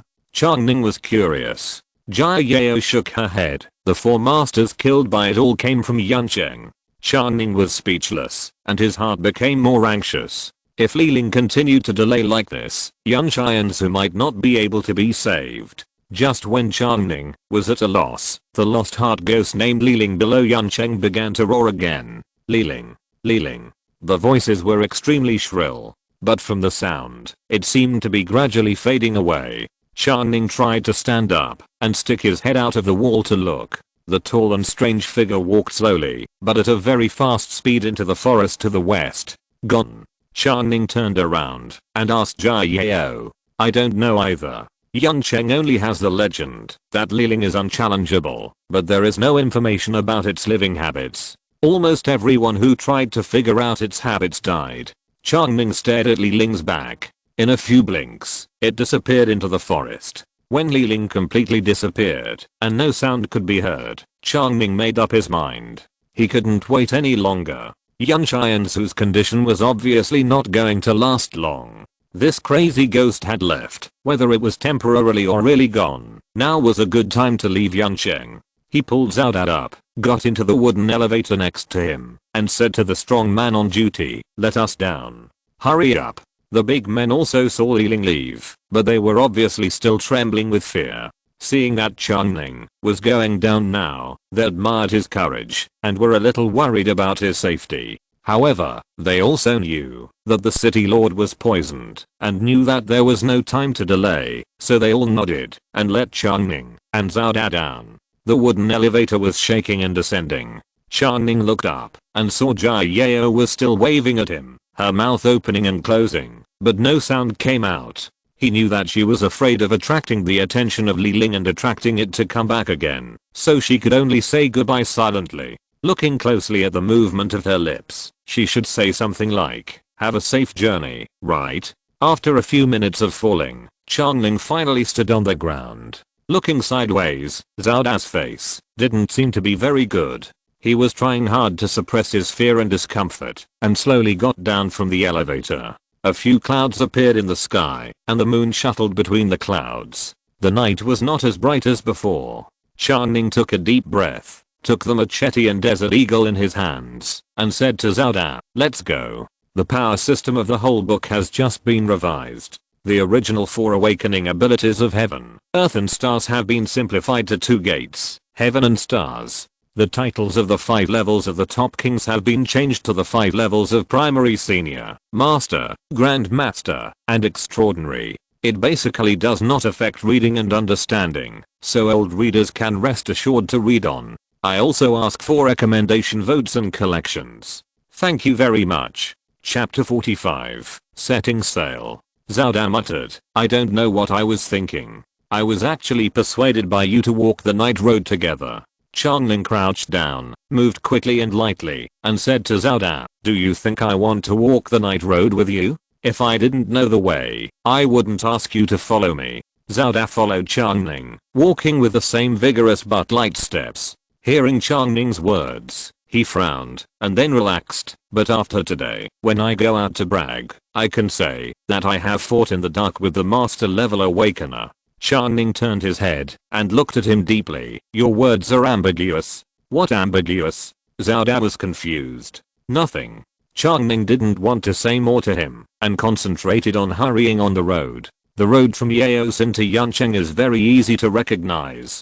Just keep walking towards the huge buildings in Yancheng. Anyway, the buildings of Yancheng can be clearly seen in the entire Hucheng area. Even if the weather is bad, you can see the outline of the buildings and you will never get lost. But it is not so easy to go from Yancheng to Yaosin. It takes at least a few trips before you can completely recognize the road. This is why Chang Ning took Xiao Dab with him to Yaozen. Perhaps because Li Ling had just appeared nearby, Chang Ning and Xiao Dab walked all the way east and were unusually peaceful for a long time. It seemed that there were no large creatures in the forest, only some mosquitoes flying around, occasionally making squeaking sounds. The two did not walk fast, and it took nearly 3 hours before they arrived at the west bank of Pujiang River. It must be said that Xiao Dab is very accurate in recognizing the road. When the two saw Pujiang River, there happened to be a brand new speedboat at their location. That was the one Chang Ning repaired when they crossed the river to Yancheng before. Seeing this speedboat, Chang Ning suddenly felt annoyed that he forgot to ask the people in Yancheng for some diesel to bring over. This way, there would be no need for human rowing, and it would be much more convenient to cross the river. Unexpectedly, Xiao Dab walked to the speedboat lightly and took out a whole piece of animal skin from his bag. This piece of leather seems to be cowhide, with an area of 3 or 4 square meters. The whole piece of leather has been nitrated very thinly, but there is no damage. What are you doing? Chang Ning asked in confusion. Spread out this piece of leather here. Don't make too much noise. I'll find a wooden stick. Xiao Dab stuffed the animal skin into Chang Ning's arms and turned away. Chang Ning was a little confused, but still did what Xiao Dab said. After a while, Xiao Dab found a few thin wooden poles, poked the unfolded animal skin twice, and combined it with the animal skin. Chang Ning discovered that there were several sewn holes on the animal skin, which were specially used to insert stick-like objects. After several wooden poles were inserted, Xiao Dab stood up the animal skin. Is this a sail? Chang Ning was a little surprised. Xiao Dab smiled approvingly. Yes. We will use this to cross the river later. Is it to make as little noise as possible? Yes. Xiao Dab agreed softly, then took the animal skin sail and walked to the side of the boat, carefully observing it, gesturing as if to see where to put the sail. Chang Ning felt that he still underestimated the dangers of the night in this era, especially the dangers in the water. You have to know that Xiao Dab is just the captain of the hunting team. The hunting team of Yaozen will not even fish in the river. They will only occasionally cross the river and look for prey in the distance. Such a person actually carries a sail with him. Although this sail is not a burden in terms of weight for Xiao Dab, the awakener of the mountain mover system. But according to Chang Ning's observation, this person is not a very cowardly type. Even he carries a sail with him when he may not be able to use it, just to reduce noise when crossing the river at night. Then the dangers of the waters at night in this era must have exceeded Chang Ning's imagination. Xiao Dab has already put the sail on the boat, but it is placed horizontally on the board, and the boat is not erected. He took out another rope, tied one end to the boat and the other end to a tree on the shore, and then called Chang Ning to push the boat together. The boat was not far from the water of Pujiang River. Chang Ning followed Xiao Dab silently. According to Xiao Dab's instructions, the two worked together to push the boat into Pujiang River. Plop. No matter how gentle the movement, the sound of the boat falling into the water would not be small. At the moment, when the boat was about to enter the water, Xiao Dab had already pulled Chang Ning and started running back. The two ran out dozens of meters with all their strength, and then lay down together behind a big tree on the shore. Chang Ning could clearly hear the strange and chaotic flapping sound coming from the water, as if there were countless monsters in Pujiang River going crazy together. The sound gradually stopped after more than 10 minutes. Are you okay? Chang Ning stretched his head to look outside. Xiao Dab also stood up. It's almost done. We can get on the boat. The two climbed onto the boat that was already in the water lightly, untied the rope, and Xiao Dab pointed to the shore with a wooden stick, and the boat began to sail to the other side of the river. Although the wind is not strong tonight, at least the sail can still be blown up.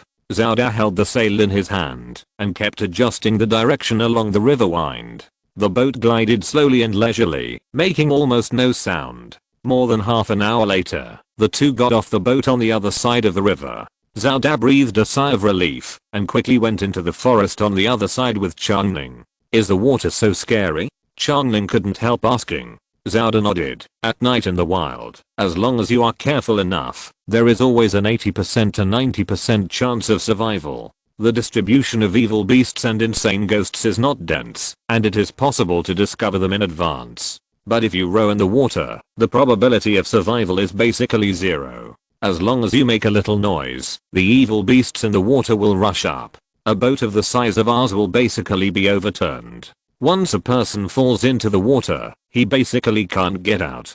Chang Ning understood that the number and size of evil beasts in the water are larger than those on land. This is one aspect. Another important reason is that humans are not good at swimming. As long as you are taken into the water by a vicious beast, you are basically dead. Xiao is indeed an experienced old hunter. Along the way, he took Chang Ning to stop at several key places and lurked for a long time before continuing to move forward. They also bypassed many dangerous areas that Chang Ning did not notice. Although the speed of travel was very slow, when the sky began to brighten and the sun was about to rise, the two of them still arrived at Xiao town smoothly. It was a close call along the way. The guard recognized Chang Ning and Xiao from a distance and quickly opened the door for them. After the two entered the town, they ran directly to the Zun family's house to find Zun Yang. At this time, Zun Yang had just got up and was surprised to see them. "Why are we here at this time?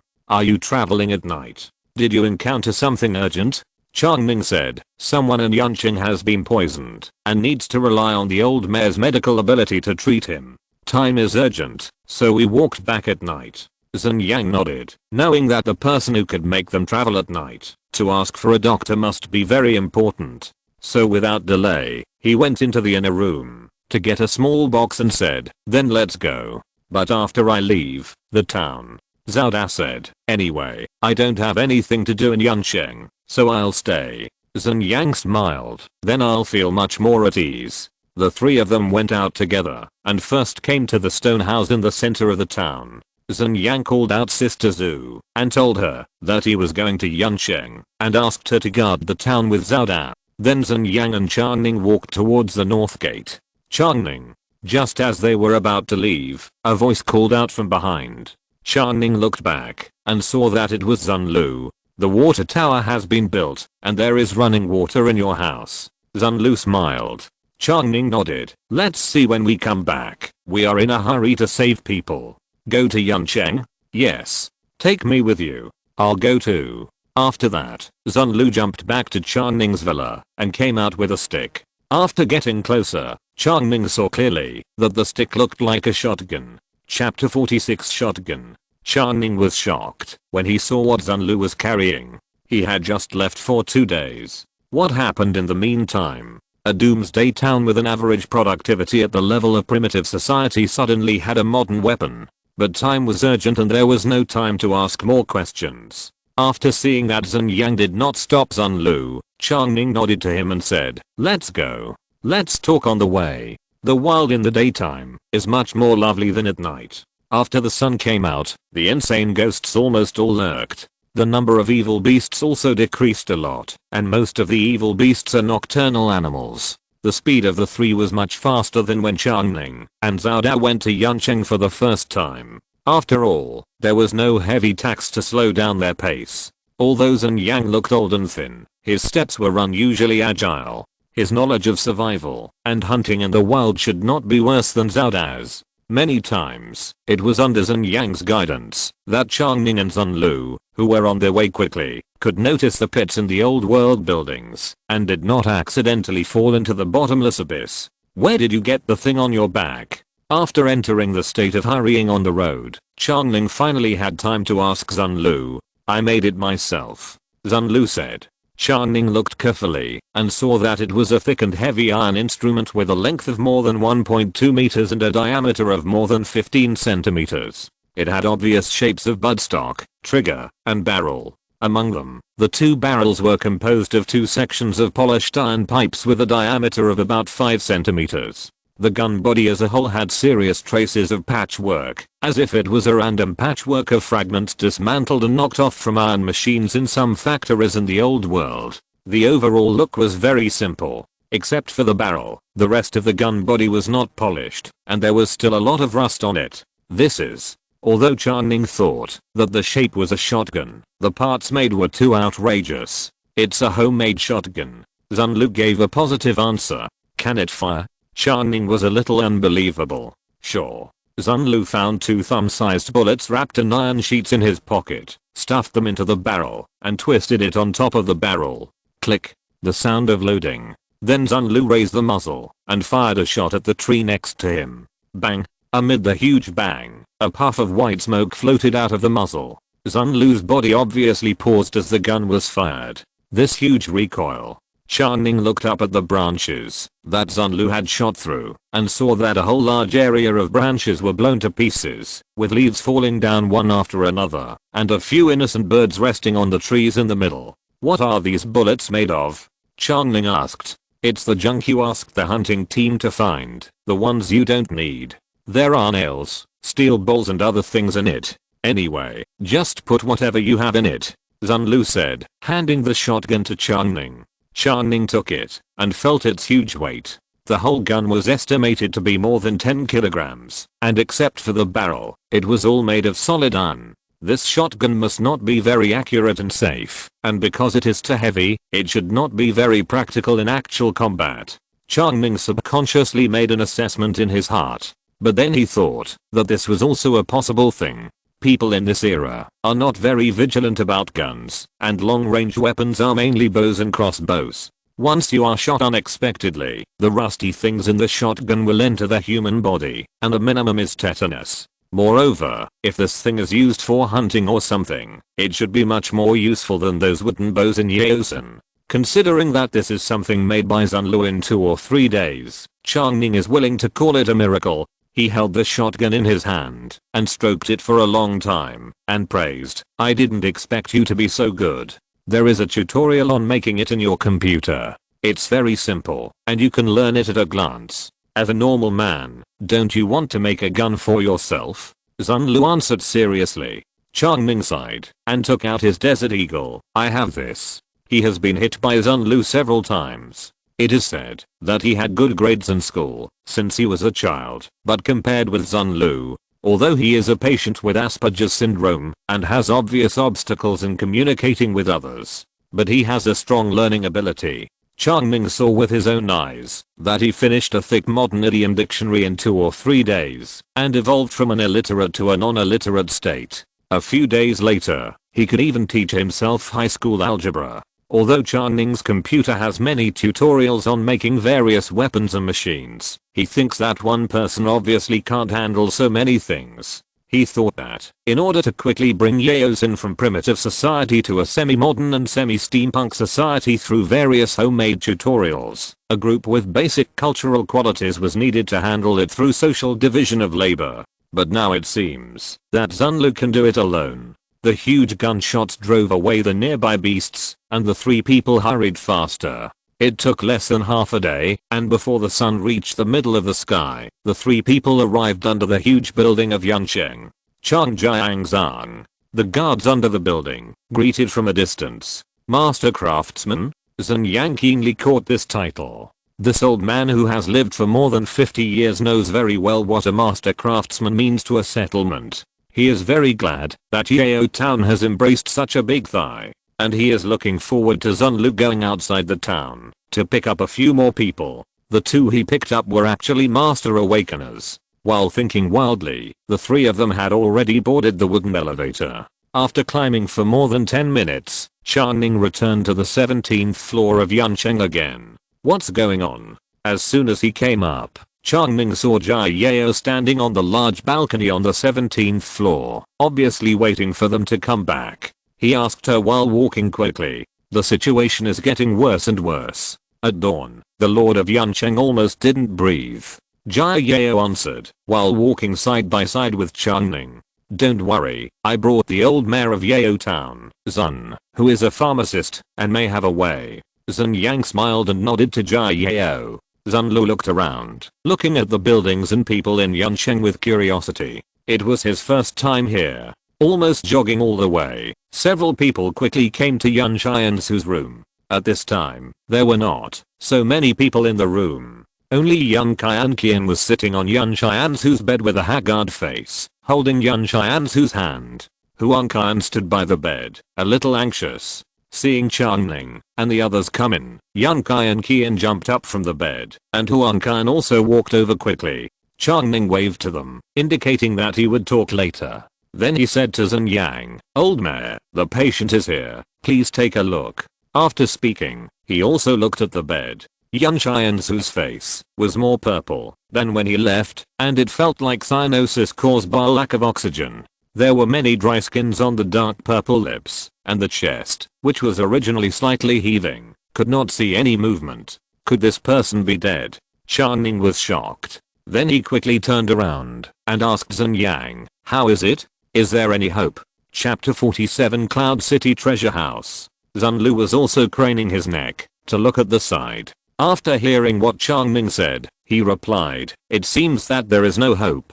Prepare for cremation." Young Qian Qian jumped up after hearing this and was about to find Zhen Lu to vent her anger. Zhen Yang slapped Zhen Lu on the head. "What nonsense are you talking about? Go away." Zhen Lu said seriously, "Look, she is no longer breathing. You can save a living person. But if she is not breathing, isn't she dead? I remember that you can't save a dead person, Grandpa." Zhen Yang ignored him, stretched out his hand, and pressed on Yan Xianzu's neck for a while, and found that the carotid artery was still pulsating weakly, and he breathed a sigh of relief. He turned to Chang Ning and said, "It can still be saved. But it seems that the poisoning is too deep. Even if it is saved, it will take a long time to recover." Young Qian Qian and Huan Qian stepped forward at the same time, "Then save her quickly." Zhen Yang closed his eyes, mobilized the power of the stars in his mind, and radiated it through his fingertips, covering Yan Xianzu's face. The purple on Yan Xianzu's face faded at a speed visible to the naked eye. It was as if an invisible eraser was rubbing down from her forehead, and finally came to her mouth. Then Zhen Yang frowned and shouted, "Go." Yan Xianzu, who was lying on the bed, suddenly opened her mouth and spit out a stream of purple sticky liquid. Zhen Yang quickly caught the liquid with a piece of cloth and cleaned Yan Xianzu's lips. "It's okay, the poison has come out, and she should wake up soon." Zhen Yang took the cloth wrapped with purple sticky substance back and put it away. "Thank you, Mayor Zhen." Young Qian Qian was happy to see her sister's face return to normal. "This is what a doctor should do." Zhen Yang did not take credit for it and said calmly. Chang Ning saw the cloth in Zhen Yang's hand and couldn't help asking him, "Is this the poison in Lord Yan? What kind of poison is it?" Zhen Yang shook his head. "This poison is very strange. I haven't seen it before. But it is very vicious and specifically destroys the star core of the Stargate Awakener." Chang Ning understood. No wonder the kitten was safe and sound when he was experimenting with it before. It turned out that this poison only targets Stargate Awakeners. No wonder Yan Xianzu was in a coma after being poisoned. Only his face was purple, but his body below the neck remained normal. It turned out that the poison affected the star core in the brain. In other words, ordinary people and even Shineman Awakeners would be fine after drinking the glass of water, just like ordinary water. But once a Stargate Awakener drinks it, he will be poisoned. Chang Ning himself is also a Stargate Awakener. So instinctively, he has a kind of disgust and fear towards this kind of toxin. There is a poison specifically for Stargate. Zhen Yang brought the cloth closer and sniffed it, frowning slightly, thinking for a while, and touching his mustache. "Maybe this is a poison specially made by the Poison Master, targeting City Lord Yan. I just made a rough distinction. If an ordinary person in the Stargate is poisoned, it should not attack so quickly, nor so seriously." Poison Master? Is it an awakening ability? Yes, everything is in unity of opposites. There are pharmacists and poison masters, and there will be destruction if there is creation. These are all complementary abilities. Zhen Yang replied. Chang Ning turned to Huan Qian. "Are there any awakeners of the Poison Master department in Yuncheng?" Huan Qian shook his head. "Among all the known awakeners, there is no Poison Master, but it is not ruled out that someone has awakened, but has not reported it." At this time, a low groan came from the bed. Everyone turned their heads and looked. Yan Xianzu finally slowly opened her eyes. Her whole face was pale and frightening, without any blood color. It was obvious that she was deeply corroded by the poison and her vitality was seriously damaged.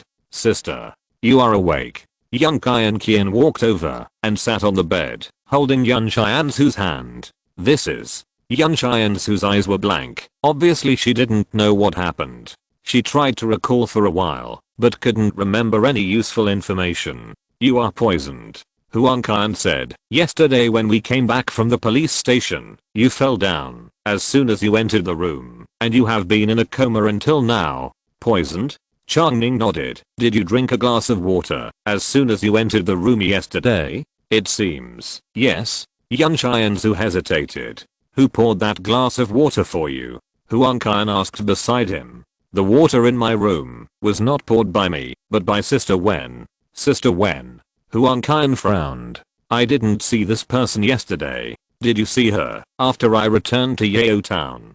Chang Ning said. Everyone shook their heads, saying that they hadn't seen Sister Wen since Yan Xianzu's accident. It seems that she is a major suspect.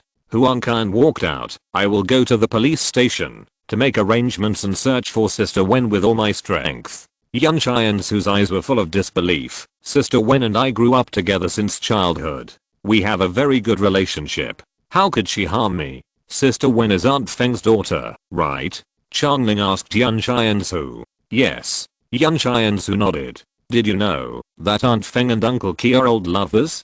Chang Ning asked again. Yan Xianzu was at a loss now. Before she took over as the city lord, she was only in charge of the logistics department. In fact, she didn't know much about most people in Yansheng. Aunt Feng was the housekeeper of the city lord's inner house and a confidant of her father Yan Yi. Sister Wen is Aunt Feng's daughter. Yan Xianzu instinctively felt that Sister Wen would not have any problems, since she was a child. How did you know? Yan Xianzu was still a little unsure. Chang Ning turned to Yan Qian and said, Qian, where did you hear the conversation between Aunt Feng and Uncle Seven? Yan Qian recalled and said, one night, I took the path outside the building to the 17th floor to get something to eat. I heard Aunt Feng and Uncle Seven talking in a room on the 20th floor. At that time, I crouched down and went over quietly. Chang Ning nodded. Look, if Qian hadn't happened to pass by there at night, your father and you probably wouldn't know the relationship between Aunt Feng and Uncle Seven until now. Then, what about Aunt Feng? Yan Xianzu asked again. Yan Qian shook her head. I haven't seen her since yesterday. Seeing Yan Xianzu's silent look with his head down, Chang Ning comforted her. Look at it from another angle. This is a good thing. They have been lurking around you for so long and hiding so deeply, but they are all exposed this time. And you have been saved by Maison. Your life is safe, and you don't have to worry about these undercovers anymore. After a while, Yan Xianzu nodded and said, okay.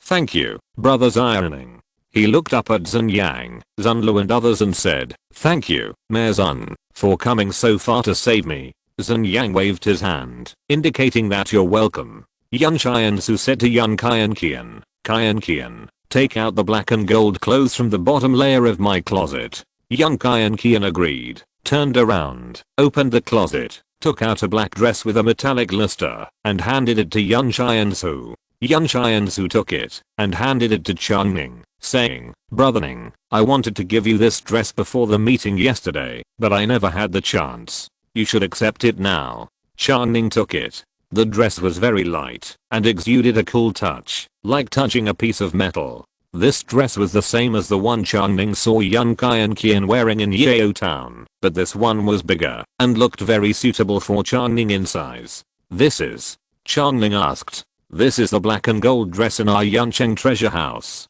There are only 14 pieces in total. Only the absolute top leaders of Yancheng can wear it. It is invulnerable to swords and guns. Yancheng treasure house? Was what that person said yesterday true?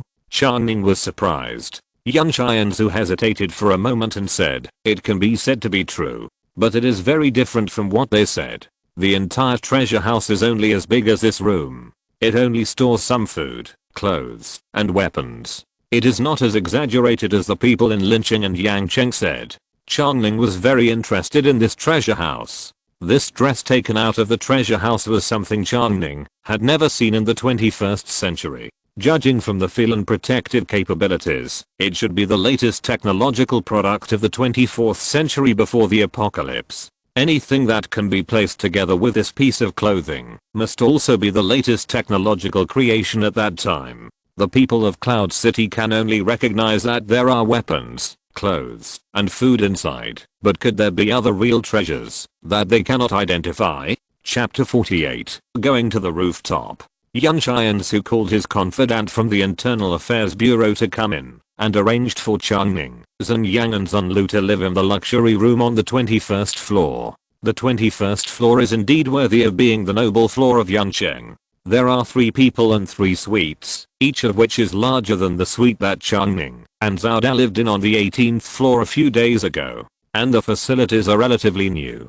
The exquisitely crafted wooden bed, cabinet, table, chair, sofa, with soft animal skin mats, the overall comfort level is very close to Chang Ning's living standard in the 21st century. The lighting in the room is also a whale oil lamp instead of a kerosene lamp, which is smokeless and odorless, and the brightness is also higher. After Chang Ning came to his room, he lay on the bed and fell asleep. He had not slept for more than 30 hours. Although his body was much better than before the crossing, he was still very sleepy. When he woke up, it was dark outside the window. Chang Ning got up, rubbed his eyes, climbed out of bed, and walked to the outer room.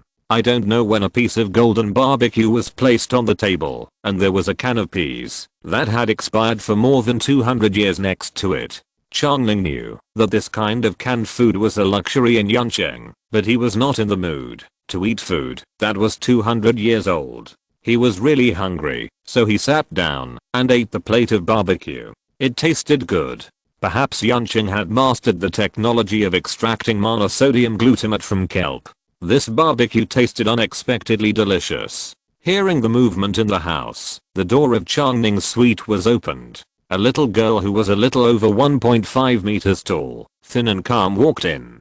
The girl was wearing a linen skirt and her hair just covered her neck. Although she had an ordinary figure, she looked very pretty. When she walked in and saw Chang Ning who was eating meat, her face blushed and she said, "Chang Jiangzong is awake. My name is Su Panpan, and I'm the maid sent by the city lord to take care of you." Chang Ning didn't expect Yan Xiansu to send a maid to him. He couldn't help but slow down his eating and stared at Su Panpan. Su Panpan's face turned even redder, and she lowered her head and said, "Chang Jiangzong can tell me anything. I can serve you anything. Is this city lord Yan testing the Kadas? Which Kada can withstand this test?" However, Su Panpan's figure made Chang Ning's resistance much higher. After looking at him for a while, he said, "How old are you?" 17 years old. "Yes, minor." Chang Ning turned his head and continued to wolf down, saying, "I don't have anything to do here. You go first. If City Lord Yan has any instructions, come and tell me." Su Panpan's smile froze, and he took a long breath and said, "Okay, then I won't disturb Chang Jiangzong's rest." After the little girl turned and left, Chang Ning sighed and despised this evil primitive wasteland society. Then, while eating, he thought about the follow-up actions. He is used to planning a day's work when he just got up. Chang Ning's biggest wish now is to create the black hole of the institute again. He volunteered to use himself as an experiment to enter the black hole, and he didn't have too many concerns in the 21st century. But being trapped in the 27th century and being able to travel freely between the two eras are 2 completely different concepts. To repair the black hole, we need to find matter X. Chang Ning still has no clues. The place where he can hope to find clues is the former residence of Richard on the 168th floor of Yancheng. So, what he needs most urgently now is to enter Richard's former residence. Tomorrow, he needs to inquire with Yan Xiansu and Yan Qian to see if there is any information from the inside of Yancheng. Today, Chang Ning wiped his mouth. He was almost full after eating a plate of barbecue. Today, he will go to the rooftop on the 21st floor to take a look. Going to the rooftop, this word is generally used in the 21st century for various groups of leaks who are in pain. But Chang Ning obviously doesn't have this worry now. In the primitive society of the 27th century, he has not seen the appearance of general equivalents, let alone the financial and virtual currency markets that harvest leaks at any time. He picked up his backpack and walked out of his room. When he opened the door and went out, Su Panpan had indeed left the door. This little girl is quite obedient. Chang Ning remembered the location of the staircase. After reaching the 21st floor, there were still steps going up, which should lead to the rooftop above. He did not meet anyone else along the way. When passing by Zunlu and Zun Yang's room, Chang Ning stuck his head out to look, and the door was closed. He did not know whether the two of them were resting in the room or hanging out outside. If they were resting in the room, would they have a little maid like him who could serve you at any cost? Thinking all the way, he soon reached the staircase. At the staircase on the 21st floor, two young men with fairly well developed muscles stood there, each holding a metal stick. As Yun Kai and Qian said, the staircases in Yancheng are guarded by guards, and it is not easy to sneak down to eat. The guards here should be from the police station under Huan Kaian, and it is not known whether they are awakened. Maybe because they were facing away from Chang Ning, they were not very alert, and Chang Ning did not notice someone coming until he was about to walk up to them. Chang Jiangzang. Both of them obviously knew Chang Ning. Chang Ning nodded at them. Does this lead to the rooftop? Can I go up there and take a look? Of course. Please, Chang Jiangzang. Without stopping, Chang Ning easily went up to the rooftop on the 21st floor through the stairs. As soon as he walked out of the stairs, a strong wind blew. This place is 70 to 80 meters away from the ground, and there are no other tall buildings to block the wind in this era, so the wind on the rooftop is relatively strong. Then, he felt a huge monster pressing down on his head. The feeling was very depressing, and his heartbeat accelerated. Chang Ning looked up and saw a huge building base about 100 meters above, supported by 4 thick pillars, just hanging above his head. The upper part of the building in Yancheng. Chang Ning swallowed his saliva, calmed down, and then looked around. Because the building in Yancheng is in the shape of an A, it gradually becomes thinner from bottom to top.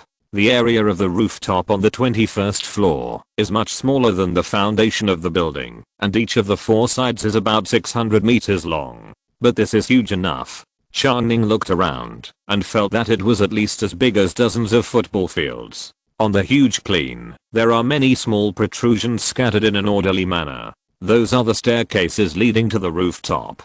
Chang Ning heard Yun Kai and Qian say that there are more than 30 staircases in the whole Yancheng, but most of them are closed. Only 5 staircases are used by people on a daily basis and are guarded by guards. The exit where he is not far from the edge of the rooftop.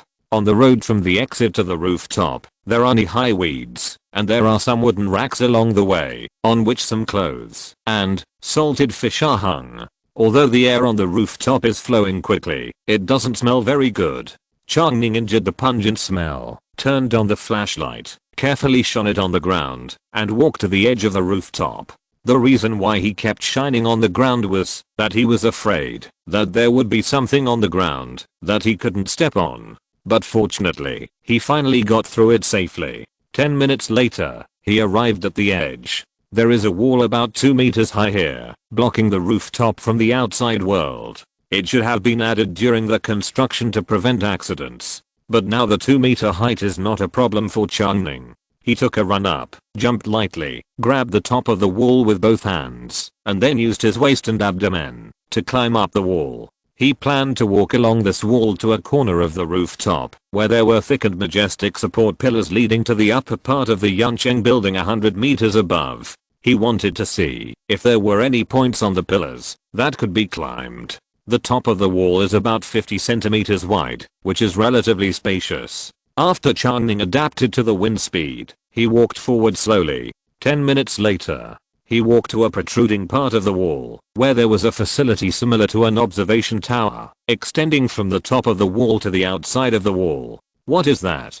Chang Ning saw that there seemed to be a gun in the observation tower, so he went straight in. Barrett. When he saw the shape of the gun body, the term popped up in his mind. If you're listening to this novel on a channel other than Fanfic World, it means they downloaded and uploaded it without effort. We cordially invite you to visit our channel, Mundo Fanfic Novelos. There you'll find the original version of this story and you can explore many other novels of various genres. We're waiting for you to immerse yourself in a world of incredible novels. Chapter 49 Charged Rifle. Chang Ning jumped lightly from the top of the wall into the pit of the observatory. This is a small platform of about 6 or 7 square meters outside the city wall of the rooftop of Yancheng. If you stand on the ground inside the wall, you can't see this position at all. As soon as Chang Ning landed, the dust under his feet flew up. It should have been a long time since anyone came here. He took 2 steps forward, came to the gun that looked like a Barrett, and squatted down to observe. Barrett was one of Chang Ning's favorite guns before he crossed over, and it was also the gun he wanted to experience live ammunition shooting the most. Although there was no such shooting venue in China at that time, there were many places overseas that could provide Barrett test shooting. Chang Ning often fantasized that, if he had money in the future, he would definitely test shoot Barrett once when traveling overseas to feel the real power of this big guy. As a sniper rifle, Barrett can be said to have reached the limit in terms of power, and is known as the infantry cannon. The length of the gun is more than 1.5 meters, and the silencer is already more than an adult height. The combat weight is close to 15 kilograms. Soldiers with poor physical strength cannot use it. 5-inch armor-piercing bullets can easily penetrate ordinary armored vehicles. If they hit people, it will be even more. Before Chang Ning traveled through time, the longest kill record with a sniper rifle was created using a Barrett, reaching 28-15 meters. He also often saw the figure of this gun in many games and movies, and was very familiar with its appearance, so he could recognize it at a glance. But after squatting down and observing carefully, Chang Ning felt that this rifle should not be a Barrett. This should be a modified version of a sniper rifle similar to Barrett that appeared in the 24th century. It is similar to the Barrett in shape, but there are subtle differences everywhere. The most obvious difference is in the magazine. Originally, Barrett was equipped with a square magazine the size of an adult man's palm, which could hold 10 huge .5-inch bullets. But the magazine of this rifle is much shorter. Most of it is hidden in the gun body, and only a finger-wide part is exposed outside the gun body. Such a small magazine can only hold 3 bullets at most, Chang Ning thought. But Chang Ning was still very happy to encounter a sniper rifle that looks like Barrett in this place. I don't know how long this gun has been here, and whether it is damaged.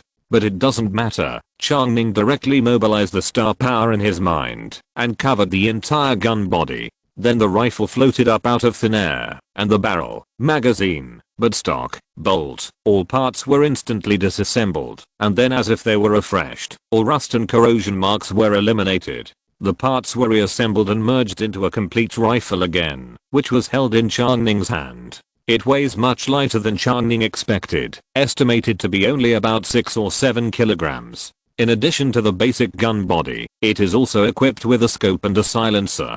Chang Ning waved it in his hand for a few times, smiled happily, and thought to himself, just treat it as a Barrett, and fulfill my previous dream. There are 3 crenels on this observation tower, which is very suitable for sniping positions. Chang Ning put the Barrett on one of the crenels, then squatted down with the gun, holding the trigger, and put his eyes to the scope. This is a 16x scope with built-in distance and wind deviation display. Chang Ning used this scope to scan the bottom of Yuncheng, and saw several red dots. It should be warm-blooded nocturnal animals moving. Obviously, the scope also has a thermal infrared display, guarding the position of this observation tower. As long as you hold such a Barrett, you can easily control this large area from the bottom of Yuncheng to the bank of Pujiang River. So, this place should have been used for military purposes before. I don't know whether it was put into use before or after the world-destroying disaster. If it was before the disaster, it means that the world situation at that time had changed dramatically. Even a safe and stable country like China needs to use sniper infantry on duty, and other places are estimated to be even more chaotic. If it was after the disaster, it would be easy to understand. If you want to control Yuncheng, you must control the area around Yuncheng. However, it seems that this place has been abandoned for a long time. Even if you go back and ask Yun Xianzu and the others, you may not be able to find out anything. Chang Ning patted the dirt on his body and stood up. There were number .5-inch bullets used by Barrett nearby, so whether this gun can be used depends on whether there are stocks in its magazine. Chang Ning removed the magazine, that was obviously much smaller than the Barrett in the 21st century, and found that this magazine was solid and there was no place to load bullets. He was puzzled for a while. Is this not a magazine? Then, he noticed a small display screen similar to the battery power on the side of this magazine. Capacity. 100%. Is this a charged magazine instead of a live bullet magazine? Chang Ning often plays the concept of a charged magazine in some science fiction games, but in the era before he traveled through time, there was no real case of it being put into use. If it is a charged magazine, there is no need to worry about bullets. He squatted down again and aimed at a branch about 2,000 meters away, opened the gun safety, and pulled the trigger. Boom. Although it was equipped with a silencer, the sound was still beyond Chang Ning's expectations. The recoil was not very strong, just a little bit louder than the Golden Desert Eagle he had before. After Chang Ning pulled the trigger, he saw a beam of laser shot out from the barrel and rushed towards the target he was aiming at a very fast speed. Then, in the sight, the tree Chang Ning was aiming at was intact, but a branch of a tree near it was broken, and the cross-section was shattered, which looked amazingly powerful. It really looked like a charged rifle, and Chang Ning was very satisfied. He stood up and pulled out the magazine and looked at the capacity position. Capacity 95%. That is to say, when fully charged, this magazine can shoot about 20 times. Not bad, much better than the original Barrett with a capacity of 10 rounds. After a glance around, the observation tower was empty. Chang Ning carried the Barrett on his back and climbed back onto the wall. He was about 100 meters away from the nearest giant support column. He slowly moved forward on the narrow wall. After about 10 minutes, he was already standing under the column. Just from a distance, the column was thick enough. When Chang Ning stood next to it, he felt an incomparable sense of oppression. The whole column was a circular structure with an estimated diameter of more than 20 meters. It was tilted inwards with the roof of Yuncheng and went straight into the sky. The column was not smooth. Every 3 meters or so, there was a bulge about 20 centimeters wide. This bulge can be used for climbing and standing, but because it is tilted inward, it is difficult to climb or stand. Chang Ning judged and felt that he would definitely not be able to climb to a place above 100 meters through these bulges. If Yun Kai and Qian came to climb, maybe she could. Looking up, there was a row of relatively large bulges every 20 meters or so on the 100-meter high column, and there was a window-like structure behind the bulge. Is this column not solid? Is there a room inside? Then wouldn't it be much easier to climb up the stairs through the room inside? Chapter 50 Bulletproof Underwear. The idea was good, but Chang Ning did not find any place to enter near the giant pillar. There was no choice but to leave first. After getting familiar with Yuncheng and exploring the surrounding terrain, he would see if there was a quick way to enter. He planned to return the same way because the rooftop on the 21st floor of Yuncheng was too big and there were many staircase exits throughout the rooftop. Chang Ning, who came here for the first time, could not find a new route to go back to the exit where he came up. After groping for half an hour, he found the place where he jumped on the wall just now and turned over and went down the wall. He slept all day and was not sleepy now. What should he do when he went back? Chang Ning couldn't help thinking. By the way, didn't Yun Xianzu give him a piece of clothing? That piece of clothing was called black gold clothes in Yuncheng, and in his opinion it was the latest technological product around the 24th century. He put this piece of clothing in his backpack and brought it out. He squatted down, opened his backpack, took out the black gold clothes, and hung them on the wall behind him. He wanted to do an experiment. He turned around and walked a few steps, took out the Desert Eagle, and fired 3 shots at the black and gold clothes. Then he collected the shells and bullets calmly, used the power of the Sea of Stars to restore them into brand new bullets, and pushed them into the magazine again. Chang Ning took a few steps forward, took off the black and gold clothes, and looked at them carefully. There were 3 small white marks on the front of the clothes where the bullets hit. After wiping them with his hands, there was no longer any damage, as if the 3 bullets had never hit the clothes. Before Chang Ning traveled through time, he knew that some thin materials could also be used to make bulletproof vests, but the effect would definitely not be so good. The total weight of this clothes is only 1 or 200 grams, which is extremely thin. But the defense is amazingly high. Wearing this clothes, you can almost be invulnerable to swords and guns. Even if you are hit by a bullet, at most you will suffer some bruises and impact injuries, and there will definitely be no bleeding wounds. In this era of scarce medicine, not bleeding is the best consequence. Fortunately, the first Yuncheng envoy he met was not of high enough level and was not wearing this black and gold coat. Otherwise, the sneak attack with the Desert Eagle would probably be ineffective and he might have died at that time. Chang Ning felt the cool touch of the black and gold coat and was very satisfied.